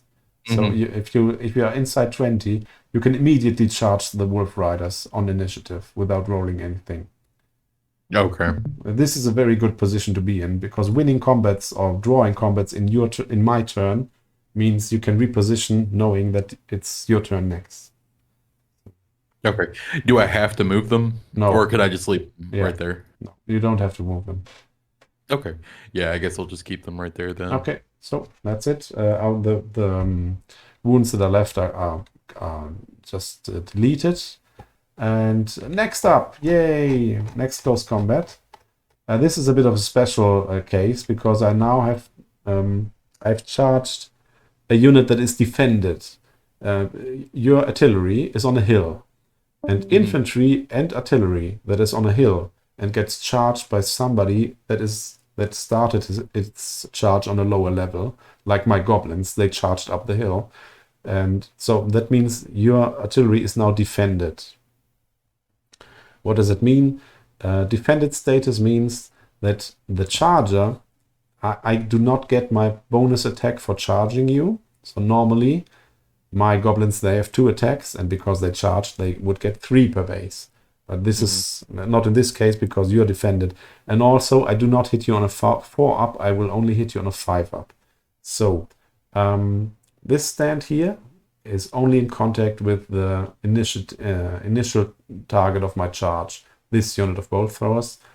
And this stand here, it's in contact with 2 units, this unit of bolt throwers and this unit of bolt throwers. And they are both to my front, so I can decide, do I want to attack this unit or this, and I want to pool all of my attacks into this unit of bolt throwers. Okay? And so I get 4 attacks and I hit on 5s. Okay, this is very good. Very good. Awesome! I get two. I get 2 hits, and I think you do not have armor. Okay. And you see, if you mouse over your unit, you see each stand only has 2 hits, and it doesn't have armor. So I did exactly enough to kill 1 stand of your artillery. Yeah, have this marker. There you go. Okay. And now in close combat, every stand of yours has 1 attack. So you can attack me with 4 attacks. Because you get your attacks back. Oh. There we go. Let's see. Okay, 2 hits. There you go. This is perfect for the purpose of this demo game, because I'm now killed completely. I don't have to go back or to retreat anywhere. So you did another 2 wounds to me. Oh, sorry, the wrong kind of counter. Just ignore the little bow on there. So this round of combat is now over. Everybody attacked. And I already had 4 wounds, right? Oh, no. Right. I already lost the stand, so you didn't exactly kill me completely. Sorry. So I received 4 wounds just by your shooting alone. And now you added another 2 by close combat. So all in all, you did 6 wounds to me. And I did 2 wounds to you. That means the difference is 4. You win this combat by 4. And what do we do now? The side that loses the combat has to retreat by the amount of centimeters that they lost the combat by. I lost by 4 points, so I have to go back 4 centimeters now. Okay? Okay, so there you go. And did this the wrong way. Before I retreat, I have now received 6 wounds in total, and the first 3 wounds killed 1 stand. And now I have 6 wounds, so I remove another stand. Remove this guy, okay? And now you receive 2 wounds, which is enough to kill a stand of artillery as well. Okay. So does it matter which one you pick out of these 2? Out of these, no, it doesn't. It's better for you if you leave them in contact, because they potentially they are a brigade still, and it looks nicer, but it doesn't really matter. Yeah. Okay, so I lost combat. But normally, in any other combat, you could pursue me and kill me off, basically. But artillery cannot pursue in close combat. Okay, they're not packing up their bow throwers and running after me. Yeah. Okay. So you can delete the wound, and this combat is now over as well. If I won and I pursued my enemy, I could fight another round. Not in this case, because if I won, all of your artillery pieces would be destroyed. But that was very unlikely. Okay, so this combat is over now. You can remove the wound marker. And I think that's it. That was my, what was it? 2nd turn. Yay. No, 3rd turn. I don't know. I get confused. Let me see. Okay. Go ahead and charge with, let me see.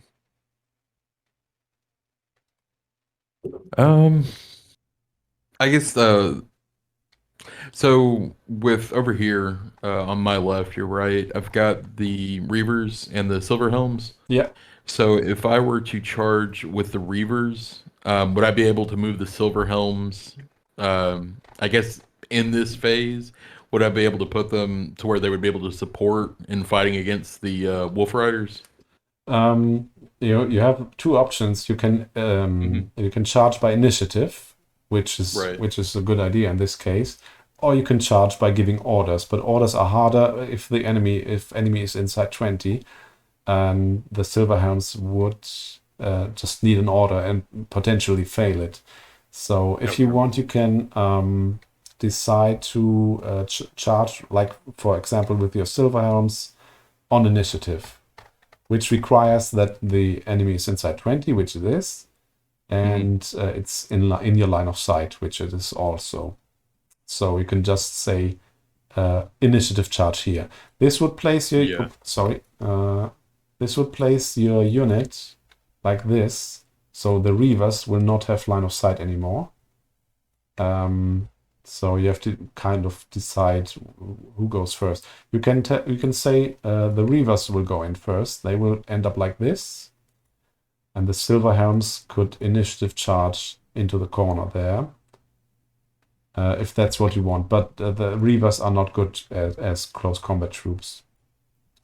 So if you want, you can use this example to handle initiative movement.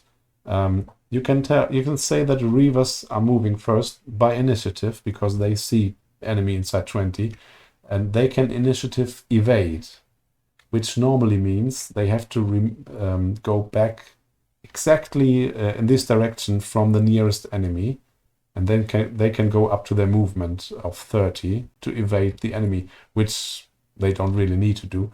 And because they are light cavalry, they have a shooting attack and 6 up armor. I think the rules are this qualifies them as light cavalry. 6 up armor and a shooting attack. They can evade in any direction they want, so we can go in a straight line 30 centimeter any way they want, even forward, which helps them to dance around enemy units. But I have wolf riders here as well, so going forward 30 isn't the best idea maybe. But you can just say initiative evade like here and shoot my wolf riders if you want. Okay. So I don't know. I think the evade thing is getting me. So I can evade forward? Yeah.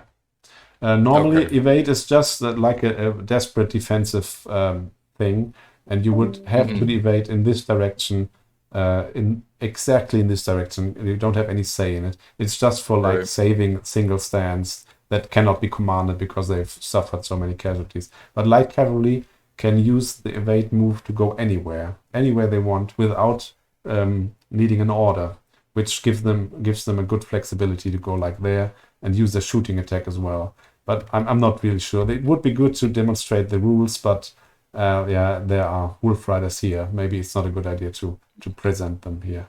So if you want, you can just do what you want. Leave them there, or charge them in as well, or command them with the hero. Sorry. I'll go ahead and just charge them there. And then do it. Wait a sec. Let me just move them back. You have to do this unit by unit. So if you want to charge with the silver helms by initiative, just tell me, and then pick a stand and move it into the closest enemy stand that you can see. Okay. Yeah, I'll go ahead and do these silver helms. Okay. And then just move it. Oh, sorry. Let me see. I think I've got the rotate too high. Oh, yeah. I think you have to rotate 90 degrees. There we go. Yeah, okay. And then all the other guys have to maximize line of contact then. Okay. And since there's no room on the front edge that you have to normally maximize contact, you can now go on the corner there. Okay. That's it. And now the wolf riders, they have a shooting attack, so I can shoot you on the way in. 2 attacks on your silver helms. And I get 2 hits. So you need to save 2 hits. And since your silver helms are standard knight units in this game, they have an armor of 4 up, but no luck there. Oh well. I actually managed to hit you 2 times. Or wound you 2 times. Okay. There's my marker. There you go. Okay. And anything else that wants to act on initiative, because you have to declare this right at the beginning. Let me see. My bolt throwers, are they able to shoot at the goblin infantry? Yes. On initiative? Okay. I'll go ahead and have them do that. And then that is, let's see. The bolt throwers will they shoot automatically during the missile phase. Okay.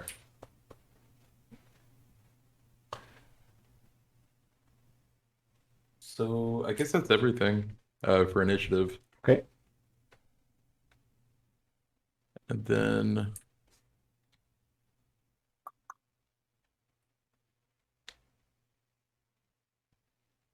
hmm,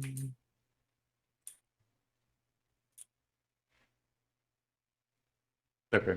Yeah, and I'll go ahead and see if I can't command the cavalry over here to try and help with the wolf riders. Okay. What do I have to roll? 8. So what is your target number now? Is it an 8? Yes. No. Or well, I guess I have to. Distance is okay, but they have lost a stand. Okay. So each stand lost is -1, which would be a 7. And then Gotcha. you have enemy near. You don't need to see the enemy. It's okay if it's just inside 20. And like you can hear the wolves barking or something. So you're getting nervous. So enemy inside 20 is another penalty. So this hero.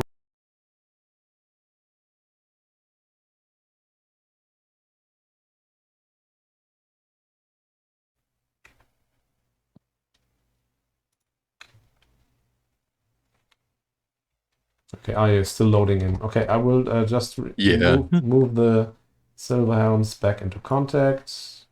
Thank you. And then what about the reavers?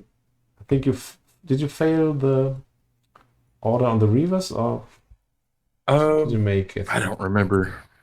Okay, Does it have? Let's I don't see. think you rolled that one. I think I was in the process of it. Yeah, yeah. Okay. I'm not sure if I had rolled or not. Okay, so there you go. I'll go ahead and roll for them. Give you color blue because you're high elf, and Thank you. promote you. There you go. Okay, so I'll go ahead and roll for them. awesome. 3. So, and their cavalry, so they have 30 movement. Oh, that's unfortunate. They wouldn't be doing any good behind them. So Okay. if you want, They would have to. you can move them like in this direction and try and maybe get a flank charge in, or just shoot the second unit of wolf chariots. Okay. Yeah, I'll go ahead and try that then. Let me see how far I can move them. So that would be around about there. So if you move them there on a second order, you can charge them in as well. And even if that order fails, they will be able to shoot. And the closest unit that is not in combat is the second unit of wolf chariots. Yeah. And if they get driven back, even without losing anything, they will be driven back like in this direction, right into the fields there. And even if we didn't say at the beginning that this was like impassable terrain because it's the village, if we played this correctly, then this would be loose terrain, the cultivated fields, and so you would not be able to enter them because they're chariots. They would get stuck in there. So they will be driven back into impassable terrain and get potentially confused in the process. Still good. So if you want, you can try a second order on them with a hero. Go ahead and try that. And so that would be, well, let me see how close they are. So they're with,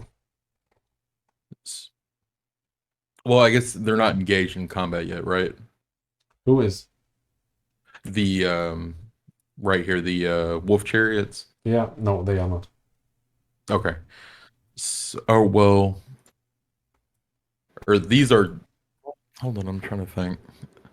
So for the wolf chariots won, like at the front. Yeah. Since they're touching base to base, but we haven't actually had combat, would that still count as them being in combat for giving me a negative modifier on my command? Yeah, they would always give you the negative, even if they're in combat. Okay. Just as long as they're there. Yes. Even like if you imagine being near to an ongoing combat isn't much less unnerving than being next to an unengaged enemy unit. And the penalties, it's just think about, will this make this unit like more disorganized, or will it stress them more? All these penalties are simulating battlefield influences like enemy near. I'm in bad terrain. I cannot get my formations like in order and stuff like this. Or I have suffered casualties. This will of course also degrade the ability of a unit to follow orders, and so this is like modeled in this way. So if you want to give them a second order, it would be -1 for the second order and -1 for enemy near. Okay. So it's on a 6. Let's see. Sadly not. Yeah. Okay. So I'll just go ahead and keep them there. And then I think I don't remember. Oh yeah, right. And then I was gonna use my general last because my turn ends if he fails. Yeah. So I will have, let me see. I'll go ahead and move them up. Or let me double check. Oh yeah, that's right. So he's 10. So I'll go ahead and do that and have him command. The High Elves are a very good beginner's army because of Command 10, which not many armies have access to. And it allows High Elves to do some crazy shenanigans. Yeah. And is there what other armies have Command 10, just out of curiosity? High Elves and Wood Elves, kind of, but they get penalties for commanding half their army, because they get a penalty for commanding forest spirits. So and dwarves, but still just full on Command 10 is dwarves, High Elves, and Dark Elves. Okay. All right, let me go ahead. And the Dark Elves, they sometimes get a pass because they have a pretty bad special rules. If you have a High Elf, Dark Elf army, and one of your characters rolls a double 6, you need to execute him because he done something wrong, and you just kill your own character. And if you refuse to kill him, then your general will lose the respect of his troops. So you can either kill the character or reduce the leadership of your command value of your general by 1. And so you can end up being an orc general after a few blunders of your subordinates. Wow. Okay. Which is awesome. So let me see. I want to get them. I don't know if I should attack get them close enough to either the infantry or the warriors, or the goblins or the warriors. Yay. I mean, let's check the distance here. The orc warriors here, they are in range of 2 of your orders. So if you manage to get 1 order off, you can like move the whole brigade like this, and then with 1 additional order you can split the brigade. 1 part will attack the goblins and 1 part can attack the orcs. Yeah. Okay. This is something you can do. You can split off your brigades and part of your brigades if they are charging. Okay. I think I am going to do that. So let me see. They are both, so they would be 20. They're all inside 20 of your general, but they are inside 20 of the goblins. And the thing with brigade orders, I mean, the good thing about brigade orders is you only have to roll once for 4 units. This is a bonus, because otherwise you would have to roll 4 times. And if you move 2 units and then failed on the 3rd, you would have 2 half brigades that are really weak. So they either succeed together or fail together, and at least they stay together and form a stable formation. And so this is good. But the bad thing is, if only one of these units in the brigade is inside 20, if only one unit inside this brigade is inside 20 of the enemy, you get the penalty for the whole order, of course. Yeah. Okay, so that puts me at 9. So I'll go ahead and roll. Very good. Was it 7? All right. So go ahead and move up. Let's see. Like, yeah, I guess we'll go ahead and do. This is 20 of these 2 units. Mm-hmm. Yes, I'll go ahead and do like right there. Hmm? Let me grab.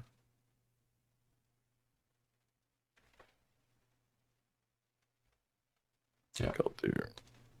Very good. Move the general out of the way. There you go. All right, and then let's see. I'll go ahead. So I can go ahead and split them now.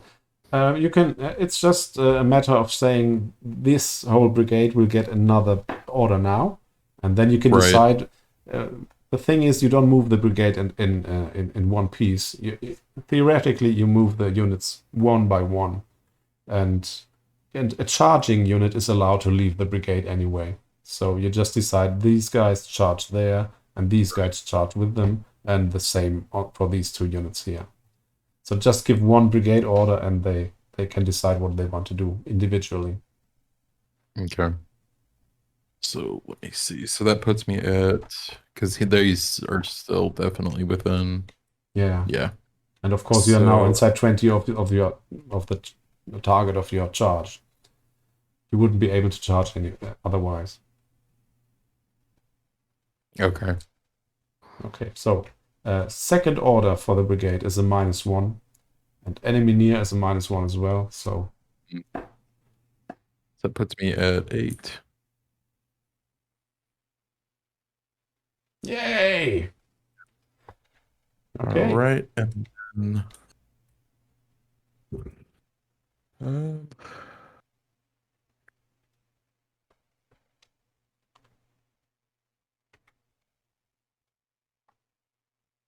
I'm not sure what the best way to even go about doing it. Again, sorry. No, I'm just trying to figure out what to do. Well, I think your plan was to charge the goblins here and the orcs there, right? Yeah.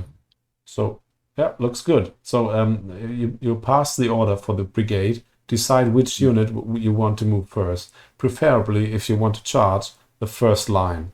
So you just say these archers, they are a unit, so they want to charge. Let's go ahead and charge them. Ooh, there we go. I just had a quick look at if everything is, because these guys there, that would be maybe a bit of a stretch if they were able to reach, because in this game, like just for example, this guy goes here, 17 is quite all right. This guy moves here, and this is last one. This is not really this is just about okay. And these guys will have to move too much. So theoretically, you can now like move this. Okay.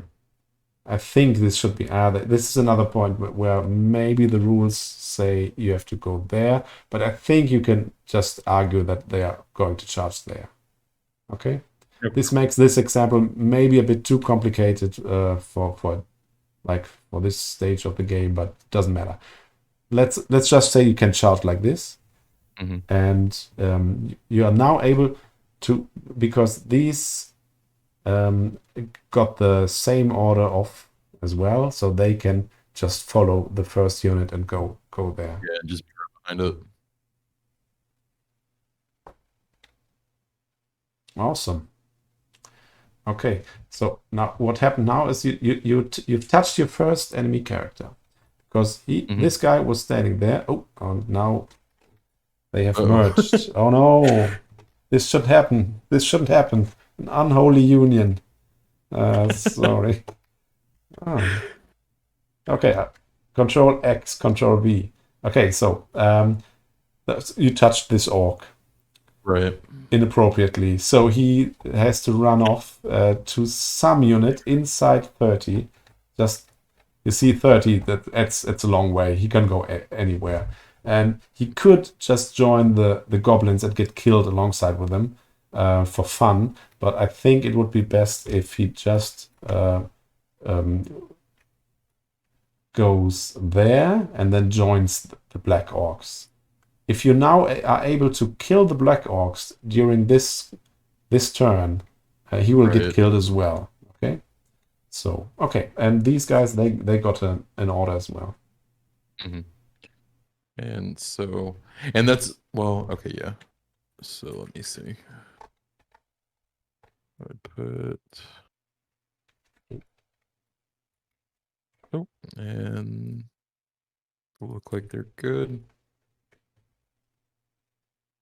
So I'll just go ahead and move the whole thing. Yep. And on the way, you're rolling over my other orc hero. Right. He's made of sterner stuff, so he will join the fight. He will join the unit that has just got charged. Okay. Right, and I think is that everything? Yes. Oh wait, a lot of has happened this turn. Yeah. And I think that the general has issued an order, and he was successful, so he can theoretically continue ordering. But I don't know if there is anything that did not receive an order.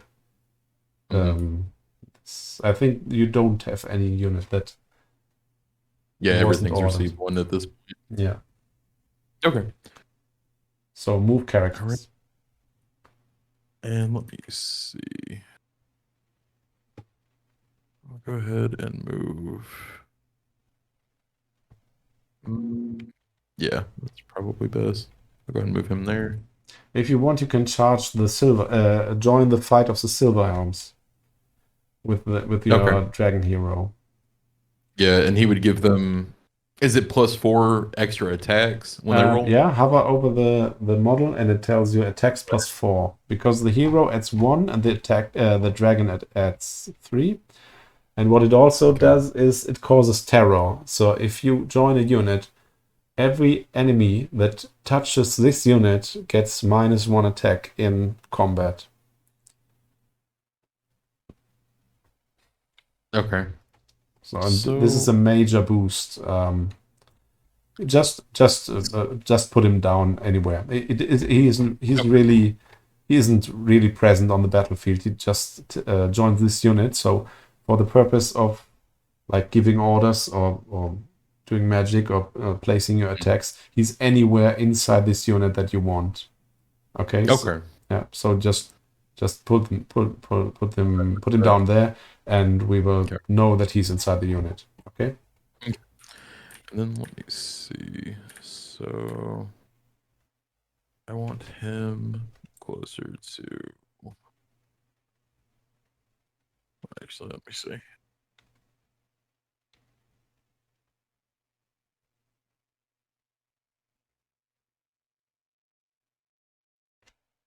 Yeah, I'll set him right there. Or does that count as line of sight? Or does it matter? The field that's right there? It doesn't block line of sight. Okay. All right, I'll go ahead and keep him there then. And then my general. Oh yeah, I need to figure out. Put him like right there. And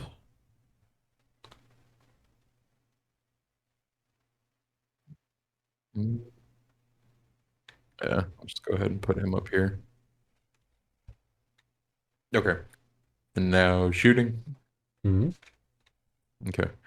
So I know these guys go ahead and take, or well, we'll go after them. So was that 9? You can shoot unit by unit. So just if maybe these are in range here, yeah, this whole unit, it's in range of these orcs. Okay, only just. So if you're able to eliminate the one stand of goblins with the one stand of bow thrower here, you can try this first. So so the other unit is free to open fire on the whole unit of orcs down there. So just 3 shots on the goblins. If you hit all 3, they're gone. No, don't. Okay, so that's 1. Unfortunate.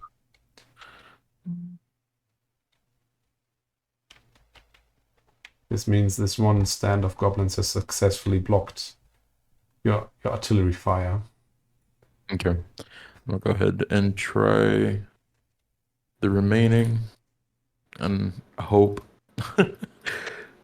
Should be enough. So, I have 2 wounds left. too many. 1, 2, 3. I did. I rolled. Oh, very efficient. 2 hits. So that will be 3. And this means that this stand is gone. Okay, it only has 3 wounds to give. There you go. Good shooting. And let me see. All right, I guess. Oh, that would be able You to cannot shoot anyway. those because the goblins are in combat. You Right. need to find a unit that is not engaged. Yeah, I think. And what is range for 30. Shooting is 30? mostly 30. Yeah, that's something I'm definitely gonna have to write down on like a cheat sheet just to have like on hand. You will default get range. used to it quickly. You will get used to it quickly. Most values are pretty standard.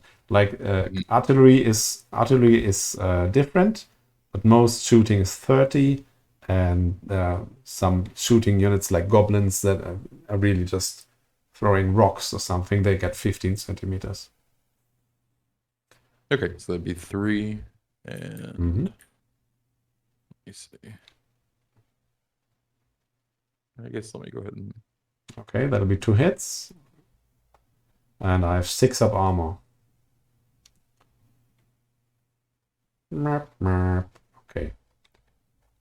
I need this marker there. Good job. Who's shooting as well? I think your Reavers can shoot. Both of your units of Reavers. Okay, yeah. Where's my other one? They're over here. Mhm. So yeah, I guess they would have to fire. Well, I guess if they're within 30. Yeah, they are. Okay. That's Like what we just- checked earlier. Yeah. Even if they're not really, we will just nudge them Well, forward a bit. We decided yeah. it would be possible. Okay. So the 2 attacks. Okay. I have armor of 6 up. No.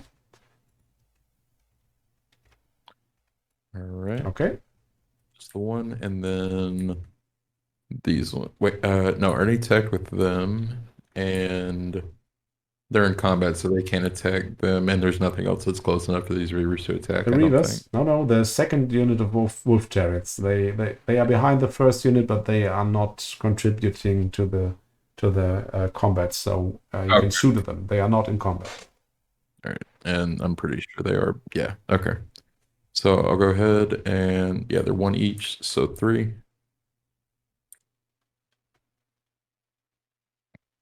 Awesome.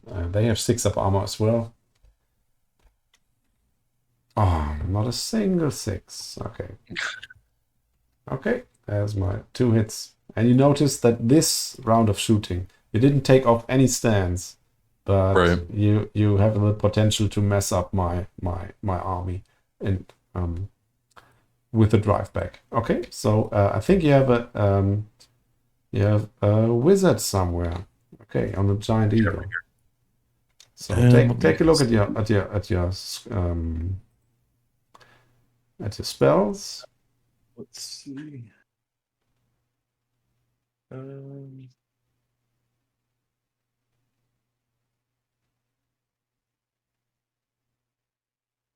What you could do is cast Heaven's Fire, which is easy to cast on a 4-up, on the unit of archers behind you, so they can shoot another round of missile attacks, which could be enough to cause another wound on the orcs, which will take a full stand away. Okay, yeah, I'll go ahead and try that. That sounds. That's a good simple spell, and roll the one. So Oh well. it's good that we didn't take too long to think about what kind of spell you want to cast. I mean, normally on a 2 or 3 you could have re-rolled, so this is a very safe spell to cast. But Didn't happen. Okay, so shooting and magic is done. You can roll for drivebacks, and we can start with the wolf chariots on my left. So roll 2d6 and tell me how far you've driven them back. 6 centimeters. Okay, this is 6, and the closest line to the guys that shot me is this, so I'll go there, and which brings me in contact with the impassable terrain there. So on another d6, on a 6, I get confused. So I'll just throw the d6, and okay, I'm not confused, so the wounds are gone. They're not enough to remove a stand. Okay. And what else? The unit of orc warriors in my center. 2d6 as well. Oh, there's a 6 and a 4. The 6 means you have 1 6 in all your dice that you roll, so they get confused anyway. So if I can now just have my second rank of orcs not make way. Normally I have to decide if these guys do not make way, they get confused because they cannot move. They cannot move back. But they are confused anyway, so it doesn't matter if I say I'll stand here. Okay, so at least I'm not getting driven back like for 10 centimeters as well. Or I do not risk for the second rank to get confused as well, because if they make way, they will also get confused on a 6 up. Okay, so first line, they did not get any casualties, but they are confused now and lost for my next turn. Okay, and 1d6 for the wolf riders on my right. That's a 5. I'll take the 5. Move pretty much straight back. There you go. And now I'm outside of 20 from my orc hero. Good job. Okay, that's shooting, I think. And now, the fun phase. Where do you want to start? It's a decision. I guess because I want to see what having the dragon does. Oh yes. Or the, oh yes. So we'll go. That's always fun. Okay. Right, so tell me, how many attacks do you have? So 3, 6, 9. So 13. Is that right? Almost. You get 1 additional attack for charging. So each base of your unit gets another. So Okay, this so would 4, be 8, 12. 16. So 16. Yeah. Okay. Correct. So let's go over here. Yeah. 10, 5. Spawn. Oh, there's something wrong because we reloaded the table. Just delete. I'll delete the dice manually. Okay. Increase the dice size. This is a bit buggy. Okay. All right. Go ahead and spawn them. Then roll. And what do they hit on? 4 up. You hit on a 4 up. Oh yeah, double click. There we go. Yay! Okay, so they are lying there, so I might as well use them to roll my armor. Okay, rolling them. Lots of 6s, please. No. Okay, so I saved 1, and 1, 2, 3, 4, 5, 6, 7, 8. I take 9 wounds, but luckily for me, I only have 6. Okay, so I'm dead. Okay, so my unit is gone. But I can hit back, and I have 2 units per base. But because you cause terror, your dragon does. I'm not immune to terror. Some units are immune, but the wolf riders are not. So they get reduced to 1 attack per base. Okay, so that will be 2 mighty attacks, but I still have the chance of taking at least taking a stand of you. Okay, so I hit you 2 times. You need to save those or lose a stand. Because I already shot you 2 times on the way in, which was incredible. So save save the 2 wounds. You can use my roller here. Okay. You've got very good armor of 4 up. Okay. So I did cause you another wound. I'll increase this here, this counter to 3. So now combat resolution. I caused 3 wounds and you caused 6. Okay, I don't have a marker for this, but you caused me 6 wounds. That's all the wounds I have. So you win the combat by 3, which isn't really important because if anything that you fought against is dead after the first or second round of combat, or after one round of combat, you win anyway. Okay, even if I managed to do you more wounds than you did to me, because everything's dead on my side, you win combat automatically. Which means you can now, if there was an enemy inside of 20 centimeter, you would be able to charge into there. You ridden me down. You killed everything you charged, and you can charge another time.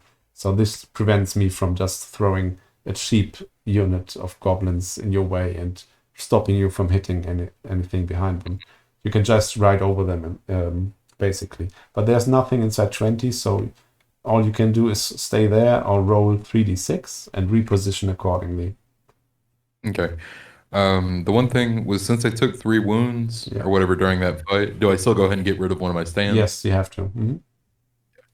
So let me go ahead. Delete. There we go. Oh, whoops. Sorry.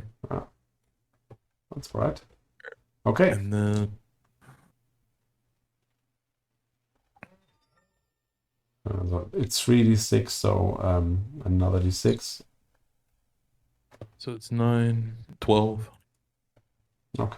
So, And you need to stay behind this line, basically.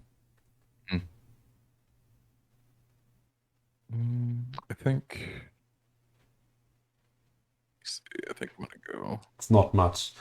It Yeah. could allow you to get into contact with the other unit of cavalry, so you can form a brigade for your next turn. Yeah, I'll go ahead and do that. And well, so I guess in this example, would I be able to go ahead and put them like side by side like that, since they're still going over that line, or no? No. I simplified this a bit. The actual rule is, and many people don't realize this, that you take one stand, which is often in WAAAGH. You do not move the whole brigade. You move unit by unit, and if you move a unit, you do not move it the whole unit. You move stand by stand, and the first stand that you move, it can go 12 centimeters now, and it must not cross this line. All the other stands, they can cross the line. But in reality, most people play it like just not cross the line. Actually, you could move 12, like with this, but you can only like do this. And the other guys cannot go over there with 12 centimeters, because each stand only has 12. You could like contact them like this and this. But you're right, it's not really an effective battle line. It just makes you into one little brigade. And I don't know what else you can do with your 12 centimeters. I mean, it's not like you're in real danger. Yeah, right. Okay. I guess I'll just keep it like that. I'm not sure how else I could. Yeah. That doesn't really matter. Yeah. Okay, and then I mean, off the top of my head, I couldn't have come up with any really tricky repositioning in this situation. It doesn't really matter. Okay, next combat. Yeah, I'll go ahead and do this one, right? Or, well, yeah, we'll do this and then move over to that one. Mm-hmm. So let's see, we've got... Oh, did I shoot you on the way in? No, I didn't. The goblins have a shooting attack. So... if you don't mind, I will shoot you on the way in. Yay! Goblin power. Oh, there's your goblin power. Okay, 1 hit. And you have 6 up armor. Yeah, so... Oh. Apparently it's a 5. Alright, so let's see, where's the... There it is, there's one.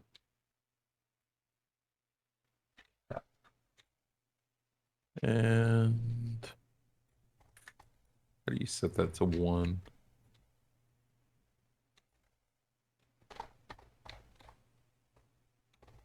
Okay. Whatever. Hold on. You should be able to move over it and hover over it and press 1. Oh, I just did it. No, yeah, that's good. All right. So we'll go ahead, and that's 9. I'll just go ahead and go over here.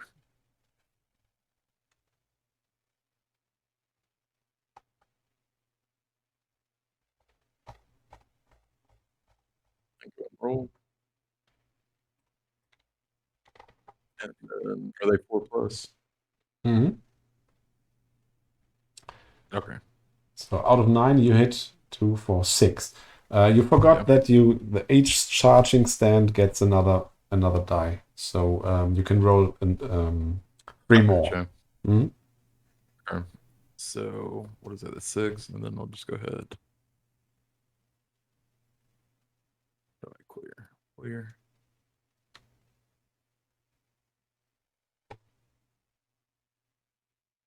Okay, so that will be 8 hits, right? Mm-hmm. Okay, what did you charge? Goblins. Okay, 8 hits equals 8 wounds.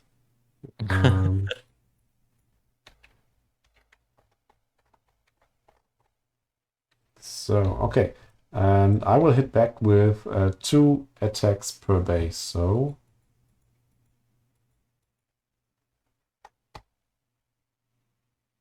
kill goblins, kill. Okay, I hit you 3 times, so you can save. Need to save 2 of them to. Okay, it doesn't.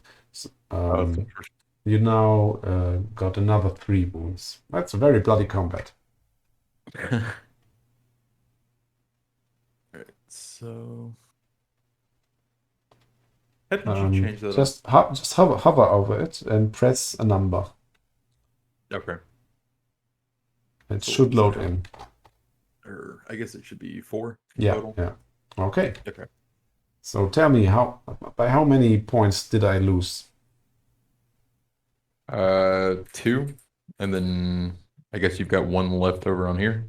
Yeah. Okay. No, I mean, I will remove my losses in a minute. But now, combat resolution. How many points did you get? How many points did I get?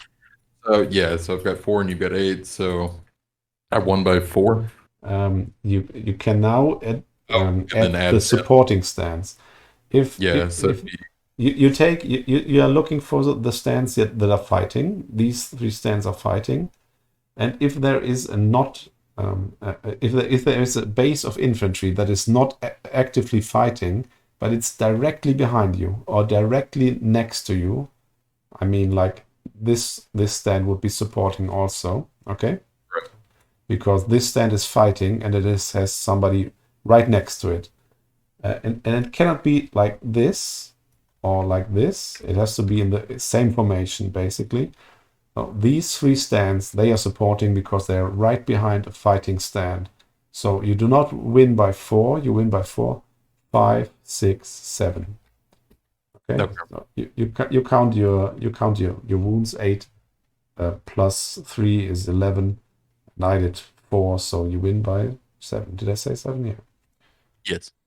Okay, so I will now remove my casualties. These 2 stands, they have 3 wounds each, so there's 6 wounds gone, and the remaining 2 wounds, they stay. So you remove 1 stand, and you have one wound remaining. Okay, on this. So I lost by 7, which means I will retreat now for 7 centimeters. There you go. And if you want, you can go after me. You can pursue my stand. Yeah.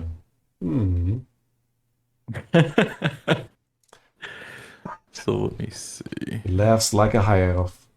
All right, let me go ahead. I'll move this counter. Oh, there you go. I'll just go ahead and move that. Pursue. Basically, if you want to pursue with this unit, everything that can go straight forward, and just put them down for a minute. I need to show you this because this is the first pursuit. Each stand in this unit that wants to pursue that can go straight forward and go into contact, it can do so, and it must do so.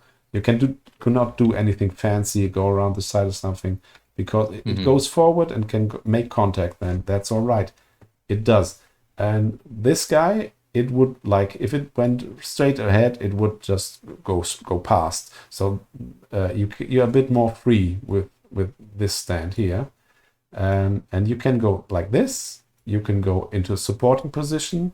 You can go into flanking position like this if you want. Oh, okay. Okay. You could even maybe go there, but you need to stay in unit cohesion. You have to remain in contact with the rest of your unit, basically. Okay, so you can decide what you want to do. I mean, the unit is gone. For simplicity's sake, we can move them like this. But if you really want to maximize your chances, you can lap around. This is called lapping around, going into the flank of this unit. So, okay, just for training purposes, you can lap around and go into my flank there. Okay. Let's see. Yeah, awesome. Just bring him in like that. Okay, and now this unit, they do have line of sight to this corner, so they could actually go into combat as well, but in this case there's no room for that. Okay, there's this giant there. So if you want, you can roll 3d6 and move them somewhere, or if you want, you can pursue into support like this. And you can place one stand here, and one stand there to add support. Yeah, I think I'll do that. Just try and support. Well, I don't know. I guess it doesn't really need it. No, it doesn't really. Yeah. The thing is, if you're feeling really lucky, you can bank on destroying me, which is a given. I have only one wound left. And then there's the same situation that we had with the Silver Hounds just a minute ago. You have destroyed everything you fought against inside your 2 rounds of combat that you get per turn. And if everything's gone after 2 rounds of combat, you can advance, which means you can advance into the flank of this giant. And I'm not sure if you actually want to, but you could. Okay, so this might be a reason to just take the spearman with you, like this, and have the spearman lap around into supporting position as well, destroy the goblins, have line of sight to the giant, and just charge into the giant. Yeah. Which is fun. Maybe not the best idea, but fun. Come on. It's not that bad. All right, let's see. So how would I guess what I'm trying to figure out is, so how would I move the rest of the infantry? Yeah, okay. This is now we are getting at retreat and pursuit, which is always confusing to players. You can basically place them anywhere you want, and a supporting position would be these guys. This stand is supporting this stand, and you can place them anywhere. Like this, maybe, or because there's no room to actually go into combat. Maybe there's room like this, but it looks stupid, so we won't do it. Supporting position for this stand. This stand is fighting as well, directly behind or directly to the side. So the best idea would be to go.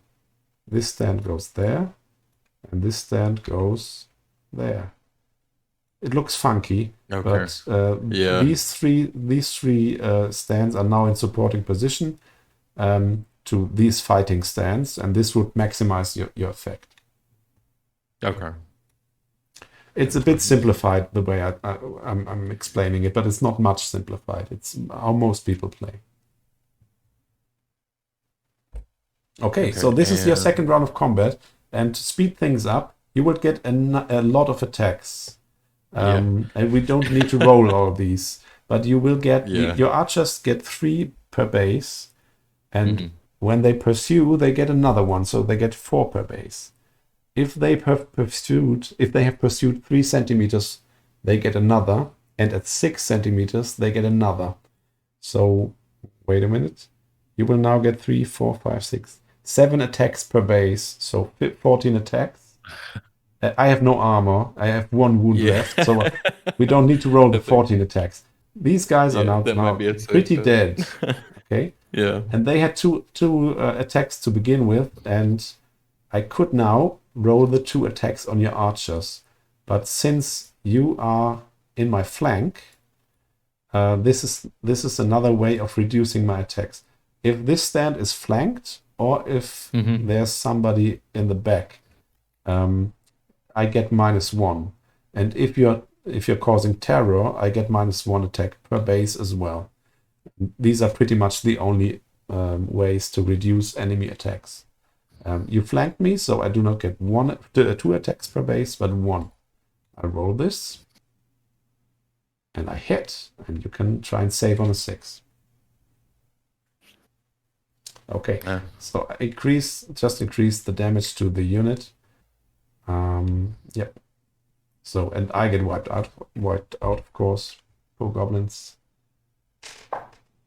And this is not unimportant, because just hover over it and press 2. If you continue the fight now, because you're advancing, you will take these 2 wounds with you. Only if the unit stops fighting, then it will be able to remove these wounds. So you can decide, either you charge into the giant and risk being taken out, or you roll 3d6 and just bugger off. And you can decide to just 3d6 these guys out of the way, and then charge with the spearman. Okay. But if you want to increase your chances of winning actually against the giant, I think it's a good idea to move in both units. Okay, yeah, that's what I planned on anyway. Yeah, good. Let's see. So I'll just go ahead. Okay. The reason you're able to charge the giant is he's the closest target. If the Black Orcs were the closest target, you must charge the closest target. It's like an initiative move. Okay, so but the giant is closest. So take 1 stand and place it center to center to the giant. Okay, like this or alongside? No, you are in his flank. Okay, you have these zones, like 45 degrees lines, like this and like this. And you're in the flank.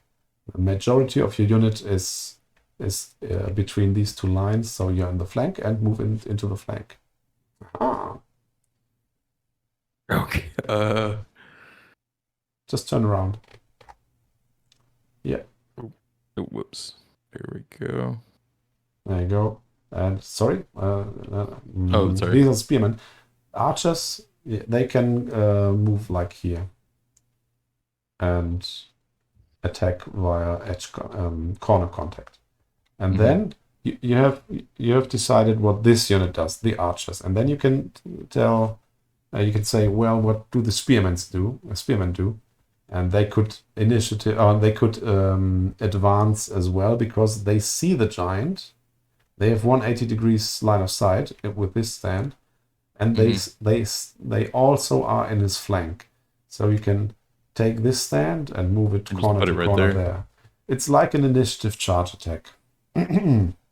Oh, whoops, that's way off. But with the front, like turn it around so the front faces the big guy. Oh, gotcha. Like this? No.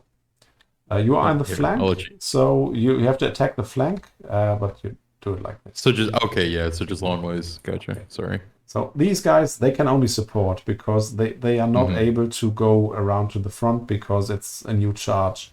And if you start in his flank zone, you cannot charge into his front or rear. But you can go like here into supporting position to give you +2 on the combat resolution, which is a good way to fight big monsters. Because if you have a big block of infantry and just swarm the monster like the giant, you basically must win, or you have a high chance of winning just by static combat resolution.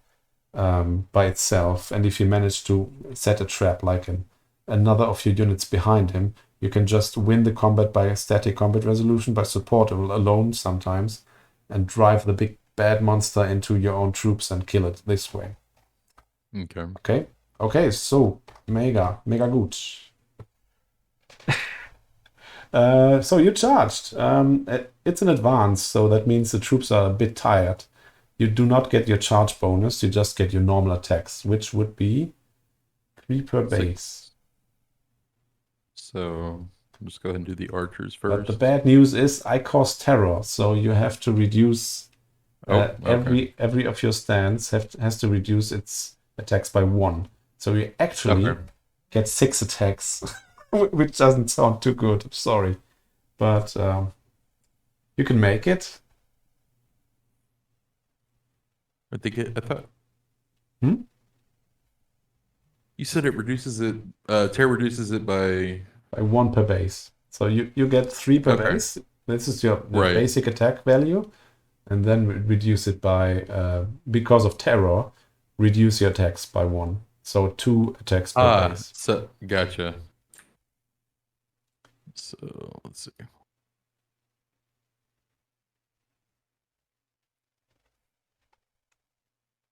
That's decent. Okay, you hit 4. I have a armor value of 5. So 1, 2, 3, 4. Try to save them. Okay, I saved 1. So I'll just take your wound marker. I get 3 wounds. Okay, and now I can strike back. And my basic attack value is 8 because it's giant. Yeah, but at least I'm flanked. Okay, I'm flanked, so I get -1. It's 7. Awesome. Forgot to count, sorry. How many are these? I think you're good. Yeah. Yeah. Oh, that's good. I hit with... oh my gosh. 1, 2, 3, 4, 5. It's only 5. It's okay. You're good. You're still good. I hit the archers because my side edge is completely taken up by your archers. So... no, you can save them. You can save the 5 hits. Oh, yeah, that's right. 5 wounds on a 6. It's not unheard of. All right, so let's try.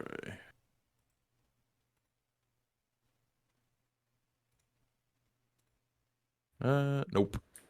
Nope. Okay.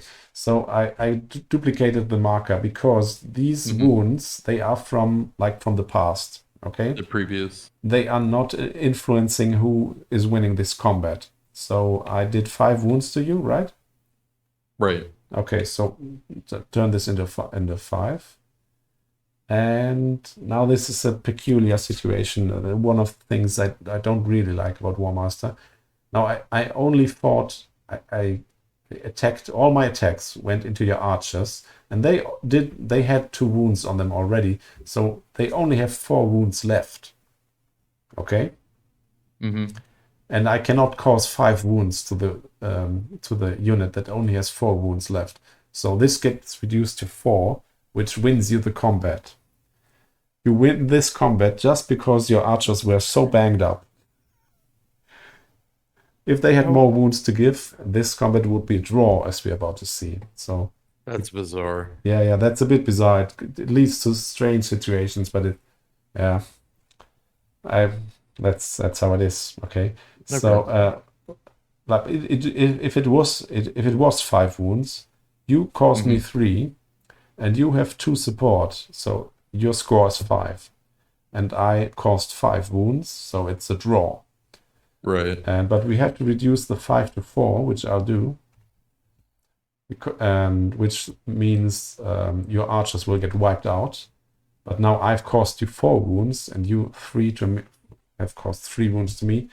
And you have 2 support. So by your support alone, you win the combat by 1. Okay. Let's go ahead and get rid of my archers. Yep. Okay. So what we are doing now? This guy has to retreat by 1 centimeter there, and if you want, you can swarm him with all your stands. I might as well. You might as well. Yeah. They are fresh. They have good armor. Yeah. Right, they might win. We'll just have them fall in. Or I'm trying to. So would they would just fall in exactly like that as well? You can pursue into a corner contact, like put them there, or Okay. you can lap around and contact him like this. Yeah, You know, let's see. either this way or this way, whatever you want. Yeah. Yeah, I'll just do that. Oh, the Okay. shadows throwing me off. There we go. And this stand as well can go back there. Oh, okay. Looks nice. You can imagine Yes. all the little guys sticking their little spears in his Yeah. foot. Okay, now you've pursued me now. Okay, so your 3 attacks get reduced by 2 attacks because Mhm. I still cause terror. But now you get your pursue bonus, which gives you another attack per base. So it puts it back. It basically cancels it out. Yes, so it's back you at get 9 3. attacks now. Okay. So 9. Yeah. Let's go down here and do that. Let's see. Oh, whoops. All right. Oh, Oh, that's is that unfortunate. 3? Oh, 4. Okay. Okay. Okay, All 4. right. The giant, he has got 8 wounds, so Mhm. he won't die. And he saved 2 of them. That's not Oh, good. wow. Yeah. Okay. So I'll put down 2 wounds there, and now he can whiff his attacks. So he got 8 attacks. He is flanked, and attacked in the rear doesn't add up. Okay, it's flanked Okay. or attacked in the rear. He gets -1, so 7 attacks. 1, 2, 3. I'm rooting for you here, but I can't. Okay, this is 5 attacks. You need to save 5 wounds now, or at least Oh, 3. whoops. Okay, you saved 1. Hold on. Another It's not 2. letting me. Oh, whoops. Sorry, it like timed out or something. It wasn't showing Yeah, up. Okay. just another 2. So, okay. Okay, and another 1. All right, one more. Okay, There we go. so you saved 1, I think. So Yeah. now this round of combat, you caused me 2 wounds, and I caused you 4 wounds, and you do not get any support because you chose to like pile in and not. Mhm. You could have done this, and you got another support, but I think that was the best idea to just hit the giant with everything. So he won the combat, which means he won it by 2. So you have to retreat by 2 centimeters. First, delete 1 stand because you have 4 wounds now. I'll get rid of that one. Yeah. And now you decide, one of those stands decides where the retreat will go, because you cannot retreat like this and this. That will break unit cohesion. So you can either you go 2 centimeters there, and the other guy comes with you. Okay, or this guy retreats to there, and this one follows. Okay. So Yeah, I think I'll keep it just like that. okay. You remove 3 wounds with the stand, right? So you can just turn this down to 1. There's 1 wound remaining because 3 of the wounds you do not have. You can you removed with the stand. Okay, and the giant now has 5 wounds, which means for units that have more than 4 wounds, normally they can get wounded, and it says so in his special rules. If he gets 5 wounds during the shooting phase or during combat, he will be wounded for the rest of the game. His attacks and hits are halved. So he now has 4 attacks and 4 hits. If he decides to break off combat, that is. If he continues the combat, he can continue to fight, but he risks being killed when he reaches his 8 wounds. I hope I explained this well enough. So I have decided what I want to do. Do you want to continue fighting? I would go like this in this case. Or maybe I could also go there as well. Okay, I would decide to roll 3d6 and break off the fight. Okay. Okay, so this is 7. And I'll just go there 7 centimeters. And now I'm wounded, okay? So to remind me of this, I'll just place this marker here. And for the rest of the game, the giant has 4 attacks and 4 hits, so it's much more manageable. Okay, and we're still fighting. This is... Yeah, I guess I severely underestimated how strong the giant is. Yeah, I motivated you to try this, but that's fair. I mean, it doesn't matter who wins this game. Yeah. We both win because we have so much fun. And also this is a good example of like a huge monster with lots of attacks, lots of hits, and the wounding mechanism is the Stegadon gets it, like all the big monsters, giant, I think the Hydra as well, I'm not sure, and everything that has more than 4 wounds basically, and it's a single stand monster. Tree Man, I think. I'm not really sure. It's not really that common. But the giant is now wounded. Poor giant. Okay, but he's alive. Now you have retreated because you lost that round of combat. You cannot roll 3d6. You just have to stand like this. But at least your wounds are gone now. The 1 wound. Okay. Next combat. All right. So let's see. That should still be just 9. So they're here. Well, 3 times 3, but you charged me, so charging stands get +1 attack. So that will be 12 attacks. Yeah. The sword bowman for the win. Okay, that is 5, right? Double click. Yeah, 5. Okay.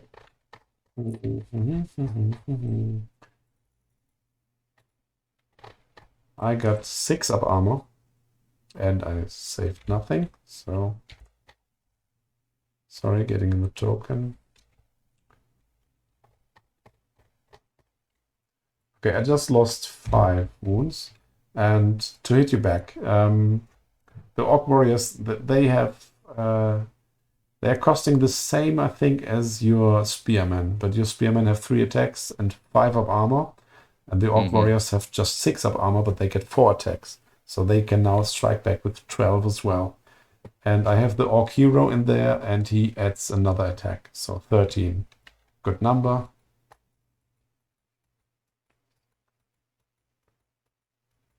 Oh, how many was that? He quit on me. Oh god, that's not good. 1, 2, 3. Okay, he stops at 10. So I get 10 attacks, I got 2 hits. Okay, but I get another 3. Go orcs. Okay, nothing. Okay, I did 2 hits on you. You can save them on a 6-up. Your archers are armored. Normally, missile troops do not get any armor. But you can try and save them on a 6-up. Only 2. Yeah. Only 2 hits. Hey, I'll take it. Brilliant. Let me see. You get those rolls. It's especially good if you're charging into someone and you put a dragon in there and everybody misses and you're standing there losing the combat and the other guy gets to reposition into your flank and just initiative charges you into the flank. Okay. Okay. Who lost? I think I lost.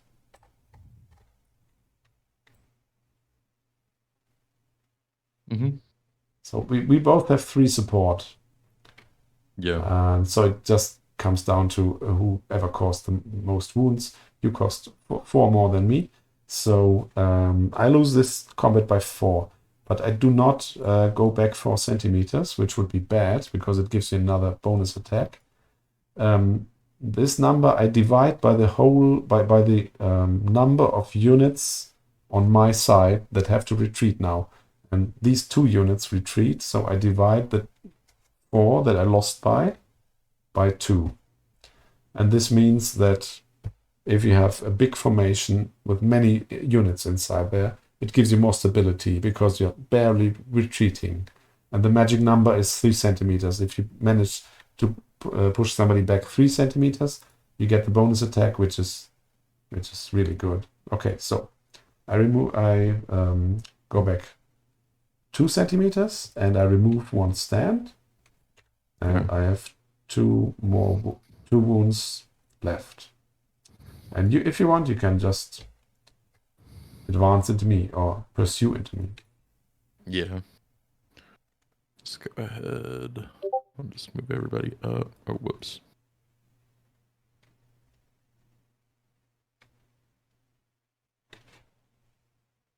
So these ones. Oh, whoops.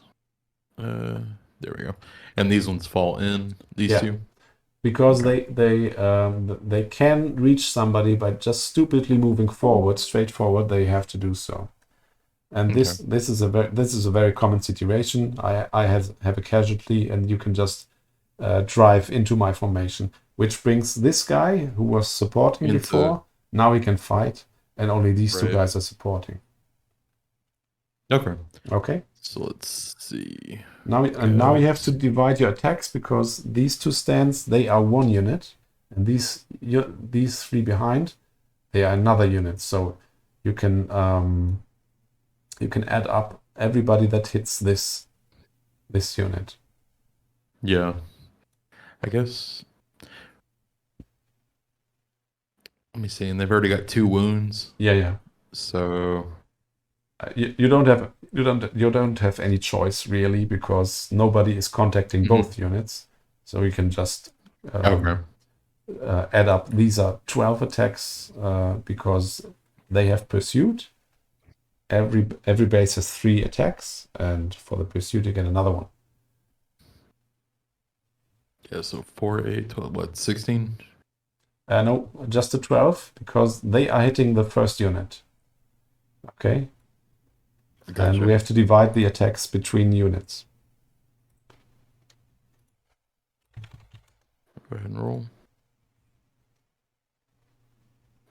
1, 2, 3, 4, 5, 6.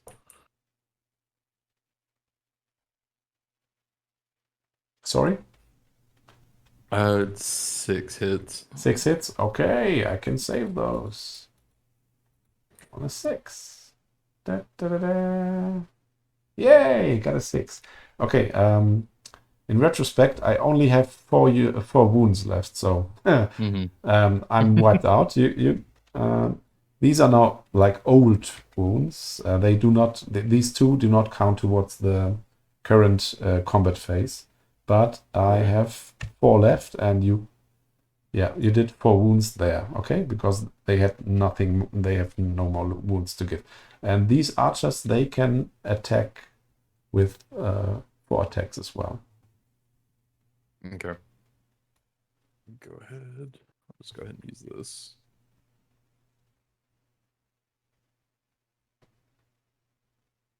Okay, that's 2 hits. Try and saving those. No, okay. So 2 wounds on the back unit. Okay, and now hitting back.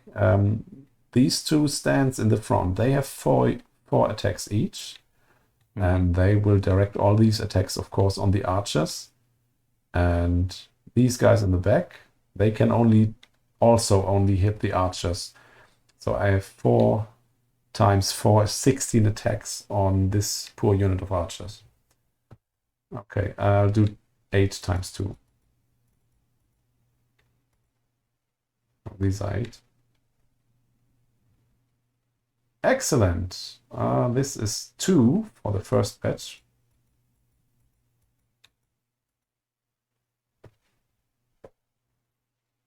Oh, this is better.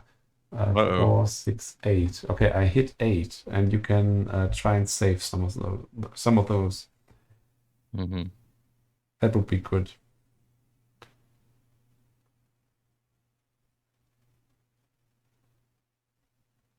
Okay, at least one. Save one. Yeah, so you suffered 7 wounds there. This one, it's old, so you just get another 7. Okay, and now, who's winning the fight? Okay, so which are your old ones? You've done, These two, or I've done. I've moved Yeah. them out to the outside. So these are fresh, and these are old. Mm-hmm. Okay, so that's my old one.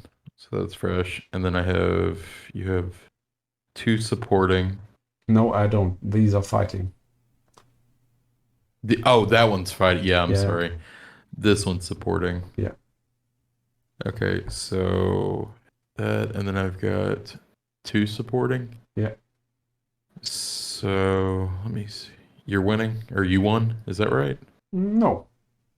No. Luckily not, because I did 7 wounds to you, which was good. Right.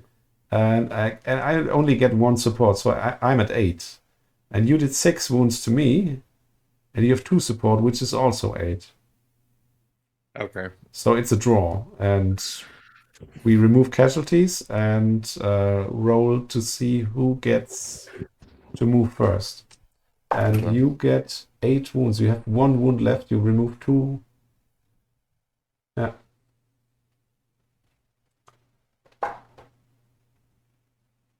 Is that? And you Yeah. don't have to record the wounds that are left. Theoretically, this stand would have now 2 wounds left, or 2 wounds on it, like this. But since we are breaking off the fight now, all the wounds get disregarded. Okay? Sorry. Okay, so I'll take a look. These orcs, they are dead. And these do not lose. The other orc warriors do not lose a stand. And that's it. Okay.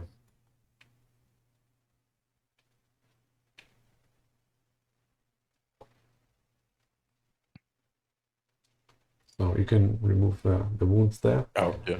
Okay, and basically, just to recap, what did happen now? These were basically evenly matched. Your units were slightly more expensive because you had archers, and these are more expensive, and they are not really suited for close combat, as well as a spearman. So you were at a slight disadvantage but you had the advantage of charging, and in the end, one of your units was nearly wiped out.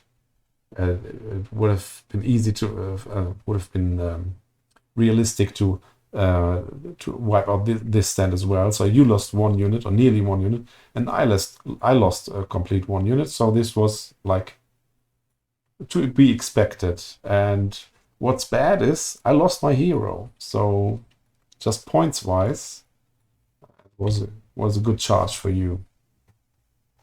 On the other hand, you cannot afford to lose so many units as me, because Right. your breakpoint is lower. So who goes first now? It is my turn next, so it would be good if I would be able to reposition last. So on a 4 up, it's just a way to doesn't matter on a, who got to move first on a 4 up. Let's just say on a 4 up you move first. So Okay. just randomly decide. So you have to move first. Roll 3d6 and all your units can move this amount. Okay, that's good. 12. It's a 12. I don't know. Well, let's see.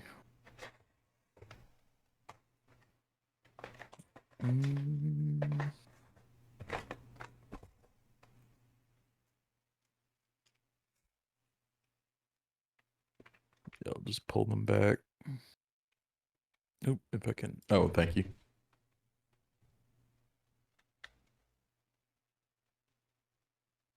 Yeah, just put them like right there.